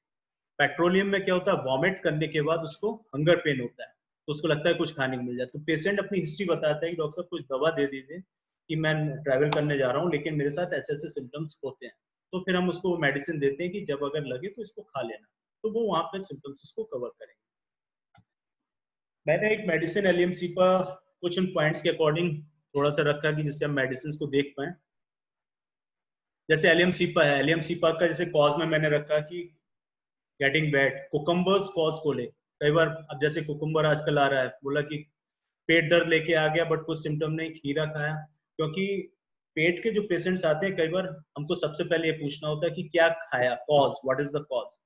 वॉमिट हो रहा है, डायरिया हो रहा है, तो हम सबसे पहले उनसे पूछते हैं कि कल आपने क्या खाया, 24 घंटे में आपकी डाइट क्या थी। तो वहां से हम सारी चीजों को निकालते हैं, उसी से हम मेडिसिन क्लियर होता है। Changes in weather, mode of onset, location. फिर मेन सेंसेशन एलियमसीपा का एक थ्रेड लाइक पेन है, बर्निंग ऑफ नोज और अपर लिम्स। तो मेन पॉइंट्स का इसलिए मैंने यहाँ पे थोड़ा डिफरेंशिएट किया कि जिससे कि हम समझ सकें कि मेडिसिन कैसे हम स्टडी करते हैं। तो एक इसमें थ्रेड लाइक पेन होता है, न्यूरल्जिक पेन होता है एलियमसीपा में। तो कभी कभी thread like pen neuralgic pen लेके आता है हाथ में, तो उस तरीके से हम कभी कभी इसमें एलियमसीपा को सोच सकते हैं। और कोराइजा का तो पता ही हम लोगों को। और फॉस्फोरस, फॉस्फोरस तो ओवरऑल अभी मैंने बताया कि मेनली कॉज इसमें वुंड्स, टूथ एक्सट्रैक्शन। कई बार पेशेंट दांत निकलवा के आते हैं, बोलते हैं कि ब्लीडिंग हो रहा है कंटिन्यूसली, अभी मैंने डेंटिस्ट से दांत निकलवाया बट ब्लीडिंग हो रहा है, ब्लीडिंग नहीं रुक रहा है। तो फॉस्फोरस और अर्निका ये मेन दवा है। तो अर्निका में क्या होगा, उसको पेन ज्यादा अगर हो रहा है तो फिर अर्निका भी देंगे, बाद में फिर अगर ब्लीडिंग हो रहा है तो फॉस्फोरस दे सकते हैं। फिर बाकी तो सारे सिम्टम मैंने बताया कि फॉस्फोरस में जो एक्यूट होता है जनरली डायरिया, वॉमिटिंग और fever, acute with the desire for the cold water. और अगर डिजायर कोल्ड वाटर नहीं है तो फिर फॉस्फोरस नहीं हो सकता। जैल्सीमियम, इस समय का जो एपिडेमिक है जो आजकल चल रहा है सीजन के अकॉर्डिंग, जो अभी डॉक्टर दीपक ने बात की थी कि ब्रायनिया और डल्कामारा में डिफरेंशिएशन के लिए, लेकिन जैल्सीमियम और ब्रायनिया इस समय का मोस्ट इंडिकेशन मेडिसिन भी है। तो काफी केसेस आ रहे हैं जैल्सीमियम में कि डलनेस बहुत ज्यादा होता है और थर्स्टलेसनेस कंडीशन के साथ में। अभी 3 दिन पहले की बात है कि एक पेशेंट ने अपने बच्चे का केस मुझसे फोन पे बताया। उसने फोन किया कि जो है वो भी एक्चुअली होम्योपैथी है, तो उसने मुझको फोन किया कि ऐसे ऐसे फीवर हो रहा है, बच्ची 6 साल की है, फीवर हो रहा है और उसको आंखों में दर्द हो रहा है, आंखों में दर्द बता रही है, फोरहेड में पेन बता रही है और आंखें लाल हो रही है। तो अब प्रोबेबली मुझे लगा कि आंखों में पेन आ रहा है तो कहीं डेंगू वाले सिम्टम्स तो नहीं आ रहे हैं। तो फिर भी मैंने पूछा कि कैसे है, एक्टिव है, डल है, लेकिन उसने 1 दिन पहले पैरासीटामोल दे दिया था। पैरासीटामोल दिया उसके बाद वो एक्टिव हो गई, तो पिक्चर गड़बड़ हो गया। तो अब मुझे समझ में नहीं आया, तो मैंने पूछा, तो वो प्यास पूछा कि प्यास कैसी है, तो उसने बोला हाँ पानी आनी पी रहे। मैंने एपिटोरियम दे दिया। फिर जैसे ही पैरासीटामोल का टाइम खत्म हुआ फिर फीवर आया, फिर फोन आया। अब फिर मैंने पूछा तो फीवर में उसमें एकदम डल, आंखों में दर्द और फोरहेड पेन और प्यास, तो प्यास बहुत ना के बराबर थी। तो मैंने बस उस समय फिर जैल्सीमियम, क्योंकि जैल्सीमियम भी एक मेन दवा है जब ऑर्बिटल रीजन में पेन होता है, जैल्सीमियम फॉस्फोरस, जैल्सीमियम दिया। अब जैल्सीमियम उसके पास 30-200 कोई नहीं थी, 1 ml में थी, तो मैंने बोला अच्छा ठीक है दे दो। 104.5 फीवर था। जैल्सीमियम 1 ml देने के बाद फिर वो ग्रेजुअली बहुत धीरे धीरे करके कम होता होते फिर दूसरे दिन एकदम नॉर्मल हो। तो ये जैल्सीमियम है इस समय का जो एपिडेमिक है। तो मेनली इसमें सेंसेशन कुछ इस तरीके के होते हैं और अकम्पनिंग सिम्टम मेन मार्क्ड होते हैं जो जैल्सीमियम को डिफरेंशिएट करते हैं, डलनेस, स्लीपीनेस और थर्स्टलेसनेस। ओपियम, ओपियम जो एक्यूट में बहुत यूज होती है, acute constipation of infants and children. Constipation of infants children से दवा है एक बेरेट्रम एल्बम भी एक मेन दवा है कॉन्स्टिपेशन ऑफ चिल्ड्रंस। अगर उसमें देखेंगे ग्रेट बॉल लाइक कॉन्स्टिपेशन और ब्लैकिश स्टूल होता है। और बच्चा जब कॉन्स्टिपेशन लेके आ रहा है तो अगर बहुत चिड़चिड़ाता है, बहुत गुस्सा करता है, ट्यूबरक्लाइनम जैसा चाइल्ड है अगर, कि वो जो है गुस्सा बहुत कर रहा है, सामान तोड़ फोड़ करना है, तो फिर उस समय पे वेरेट्रम जाता है। अगर ओपीएम वाला क्या होता है, यूजली डल होता है, उतना ज्यादा डिस्ट्रक्टिवनेस नहीं है, तो फिर हम कॉन्स्टिपेशन ऑफ इन्फेंट्स और चाइल्ड में ओपीएम उस समय पे हम सोचते हैं। दूसरा इसका जो ओपीएम है, मेनली जो सीवीए के केसेस होते हैं, कई बार सेरेब्रोवैस्कुलर एक्सीडेंट होता है, patient described being state of the stupid comatose sleep में चला जाता है with rattling and stertorous breathing. जब उस समय पे इस तरीके की ब्रीदिंग चल रही होती है उसकी और कोमा में होता है, तो उस समय का ये मेन मेडिसिन होता है opium. Swelling in the face लोग हम जब देखते हैं आईसीयू वगैरह में पेशेंट एडमिट है और तो उसकी आंखों के आसपास सूजन वगैरह, तो ओपीएम भी एक क्या है कि यूरेमिया की मेडिसिन है, किडनी फेलियर। तो उस तरीके के केसेस में या फिर कोई भी ब्रेन हेमरेज वगैरह हुआ और पेशेंट जब इस तरीके की कंडीशन में है, तो ओपीएम मेन दवा में आता है। Good for cases of the paralytic ileus, opium और प्लम्बामेट है कि स्टूल पास नहीं कर पा रहा है। और बाकी एक्यूट में कभी कभी ट्रबल्स फॉलोइंग फ्राइट, कभी कभी डर बैठ जाता है कि कोई कुछ हादसा हुआ उसके सामने, कि जैसे कुछ कभी कभी मैं रोड से पेशेंट बता रहा था कि एक बार रोड से जा रहा था तो उसके सामने एक सीवियर एक्सीडेंट हुआ और उसके बाद वो 3-4 महीने तक वो जो है इतना घबराया हुआ था कि रोड पर नहीं निकल पा रहा। This is the fright. तो फ्राइट में मेनली एकोनाइट मेडिसिन आता है, एकोनाइट, और एकोनाइट के बाद एक मेन दवा है ओपीएम। तो हम ये मेडिसिन को देते हैं तो यूजली जो है यहाँ से ये हट जाता है इसका, तो फिर पेशेंट ठीक होता है। एक हेलीबोरस भी मैंने इसलिए रखा थोड़ा कंपैरिजन के साथ कि सीबीए के पेशेंट है, तो इसमें मेन हेलीबोरस में आता है patient is not in coma but he has a vacant look, he does not respond to questions, does not respond to noise, he just sit there with a vacant look. In meningitis it is found useful in very advanced cases. Forehead will be wrinkled, there will be automatic movements of one hand, हाथ पैर चलाता रहेगा अपने, उसके चलते रहेंगे, गर्दन ऐसे घुमाएगा, इधर देखेगा उधर देखेगा, बट कुछ भी नहीं पहचानेगा ना कुछ बताएगा, एकदम वैकेंट मोड में होगा वो, तो फिर हेलीवोरस ये मेडिसिन हो सकता है। रीनल कैल्कुलाई को मैंने थोड़ा डिफरेंशिएट किया कि कई बार एक्यूट अटैक में पेशेंट आते हैं कैल्कुलाई में, तो कुछ मेडिसिन तुरंत 2-3 सिम्टम्स से हम रूल आउट करते हैं इन्हीं पॉइंट्स पे। परेरा ब्रेवा का जो पेन होता है किडनी रीजन से, जो पेन होता है कि किडनी से बैक से थाइज में रेडिएट करता है और थाइड से इवन कई बार फीट तक जाता है और कोई सिम्टम नहीं। टेवेकम का तो मेन नोजिया है कि patient continuously nausea but vomit नहीं हो रहा है, तो first remedy is the tabacum with the acute attack of the renal colic. Lycopodium ये एक मेन दवा है जब कई बार राइट साइडेड पेन लेके आता है या फिर राइट लेफ्ट क्लियर नहीं है, दोनों तरफ पेन हो रहा है और पेशेंट मेन सिम्टम बताता है कि बिफोर यूरिनेशन, यूरिन होने से पहले पेन होता है। ये केस कई बार ऐसे होते हैं कि पेशेंट कई बार ऐसे आते हैं कि विदाउट सिम्टम्स में आते हैं, एक्यूट में उन्होंने इंजेक्शन वगैरह ले लिया है, कुछ भी खा लिया, सिम्टम सारे खत्म, कैल्कुलाई के लिए मेडिसिन लेने हैं, तो उस समय पे मेन हमारा कॉन्स्टिट्यूशनल मेडिसिन होता है। कॉन्स्टिट्यूशनल चल रहा होता है लेकिन जब स्टोन मूव करता है, थोड़ा बहुत नीचे की तरफ आता है या फिर आगे मूव करता है, तब सिम्टम्स चेंज होते हैं, तो पेशेंट उस समय पे सिम्टम्स बताता है, तो यही मेन सिम्टम्स होते हैं कि बिफोर यूरिनेशन पेन। सर्साप्रेला भी एक मैंने नीचे लिखा, सर्साप्रेला, सर्साप्रेला when the stone is in the bladder, symptom calling for this remedy is unbearable pain at the conclusion of the urination। सिर्फ यही एक सिम्टम्स होता है कि पेशेंट लास्ट में बोलता है कि जब लास्ट यूरिन होती है तब उस समय पे बहुत कस के पेन होता है। इसमें कई बार ये पेन सिम्टम्स देने पे ही पेशेंट का स्टोन निकल जाता है। ऑसिमम कैन, टेवेकम में नोजिया हो रहा है बट वॉमिट नहीं कर रहा, ऑसिमम कैन में कंटिन्यूअसली पेन के साथ में वॉमिट भी होता है, उसको violent pain accompanied with vomiting, ocimum canum is the first remedy. Nux vomica भी होता है कि नक्स वोमिका में भी सीवियर कोलिक होता है but pain radiate from the kidney towards the lower abdomen and towards the genitalia, तो nux vomica भी एक्यूट कोलिक पेन का, किडनी रीनल कोलिक का मेन मेडिसिन। थैंक्स, फाइनली काफी कोशिश किया मैंने, और आपको कोई क्वेश्चन हो तो वो आप पूछ सकते हैं। Thank you doctor Ashish, thank you so much. इतने कम समय में इतनी सारी मेडिसिन का रिवीजन, तो एक बात तो सब लोगों को समझ में आ गई होगी कि होम्योपैथी कोई छोटी सब्जेक्ट है नहीं, और ये इतना वास्ट है, हर समय हर एक मेडिसिन को दिमाग में रखना। जैसे आपने निकोलम मेटेलिकम टॉम्बोडियम के बारे में बताया कि ऐसे ऐसे सिम्टम्स हैं, अगर मान लो हम लोगों को उस समय सिम्टम याद नहीं, और ऐसे बहुत बार होता है कि हम लोग जब केस चला जाता है तब हमें ध्यान आता है यार ये मेडिसिन होती है, या हमें रिपोर्टाइजेशन में वो सिम्टम मिल जाता है, तो इसके लिए हम पहले से ही कलेक्शन रखें तो ज़्यादा बेहतर है। और दूसरी बात ये कि हमें अपनी फार्मेसी, मतलब जो हमारी मेडिसिन का सोर्सेज हैं, वो इतना एक्टिव रखना पड़ता है कि अगर हमें ज़रूरत पड़ गई तो ट्रोम्बोडियम हमें कहाँ से मंगानी है, कितनी जल्दी हमें पास अवेलेबल हो जाएगी, ये बहुत मेन इशू है। और डॉक्टर आशीष, जो सबसे मेन क्वेश्चन है हर एक सीएमई, हर एक सेमिनार, इवन हमारे वेबिनार्स या जहां भी हम डिबेट करते हैं होम्योपैथी को लेकर के, तो सबसे कॉमन क्वेश्चन आता है कि पोटेंसीज क्या थी, उसके रिपीटिशंस क्या थे। तो इसके बारे में भी जरा बताएंगे तो ज्यादा अच्छा है जी। मेनली पोटेंसी का मुझे पता था कि क्वेश्चन सबसे पहले पोटेंसी का आएगा।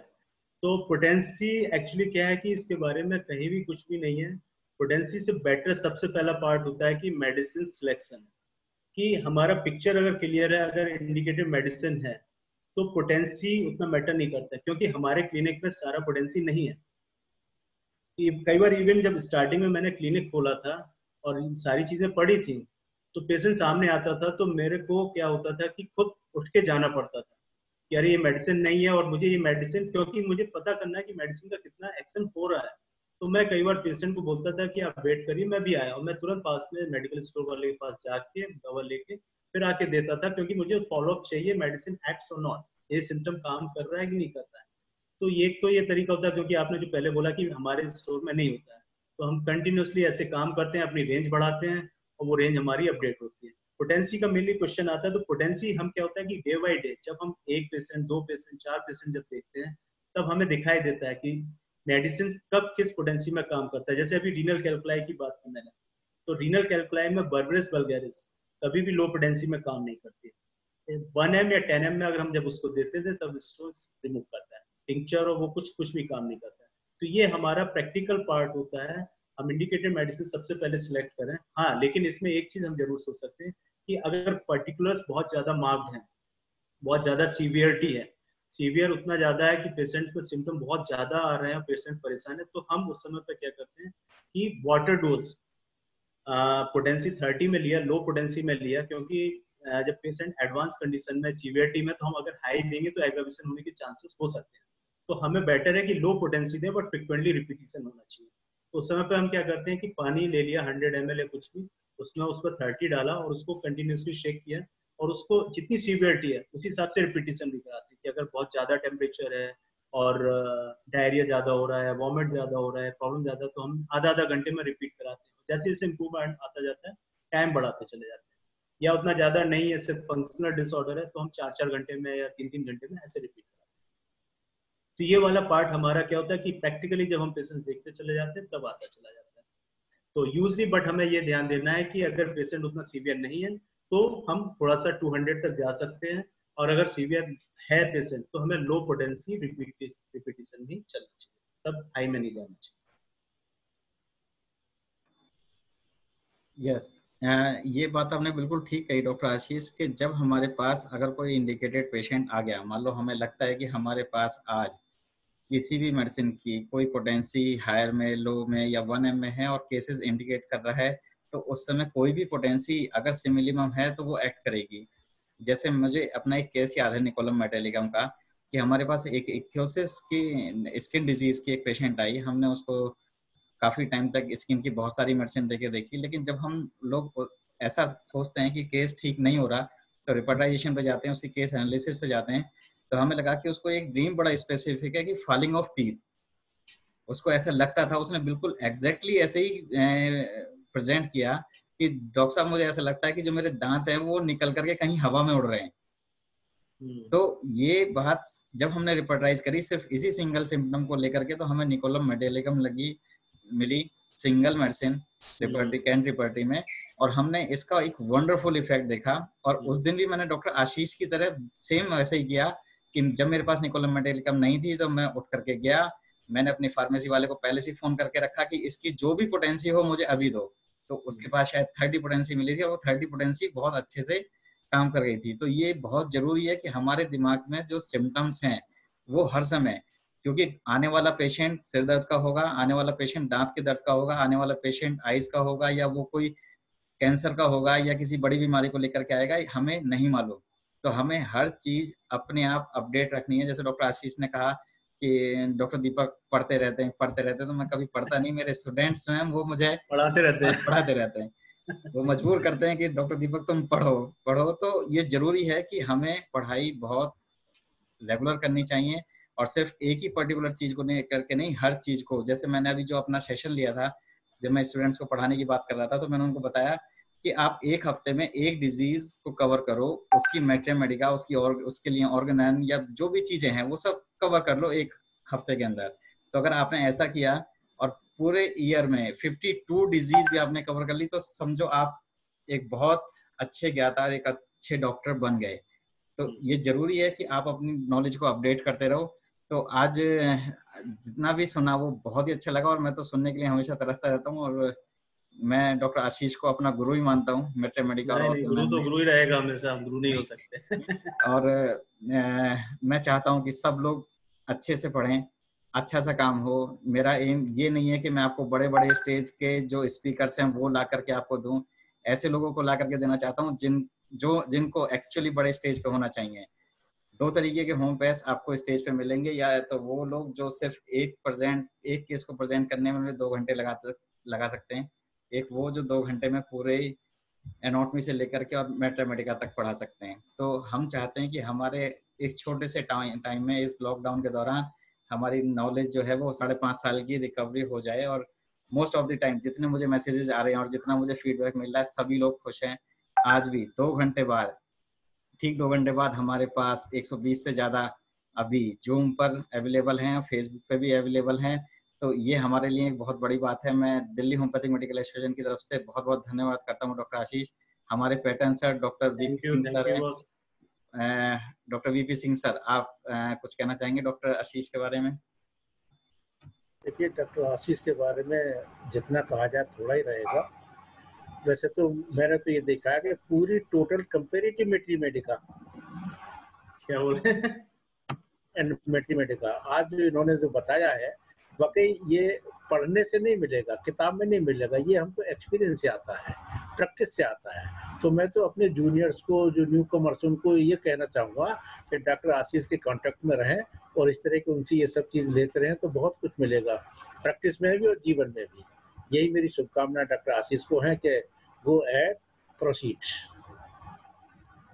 Thank you sir, thank you so doctor much. Deepak, और पूरी दिल्ली होम्योपैथिक मेडिकल एसोसिएशन की तरफ से आपका बहुत बहुत धन्यवाद है doctor Ashish ji. Sir thank you, आप सभी को भी मेरी तरफ से डॉक्टर बहुत बहुत। Deepak, doctor VP Singh sir please. Doctor Deepak को डॉक्टर उर्मिला का नंबर दीजिए जरा मुझे आप।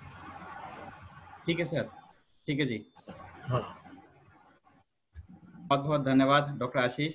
और हम लोग मुलाकात करते रहेंगे। और मैं चाहता हूं कि आप लोगों का जो भी फीडबैक है वो हमें जरूर 9711153617 पर मुझे व्हाट्सअप करके बता सकते हैं, या हमारे dhma delhi@gmail.com पर भी जा करके हमें ईमेल कर सकते हैं। हमारी वेबसाइट dhma.in पे विजिट करिए, और अगर हो सके तो आप लोग मेंबरशिप के लिए भी अपना फॉर्म फिलअप करिए, ताकि DHMA आगे और ज़्यादा ग्रोथ कर पाए और अच्छी ऑर्गेनाइजेशन बन पाए। So thank you so much. Thank you boss, thank you, thanks a lot. आप सभी को भी बहुत बहुत धन्यवाद।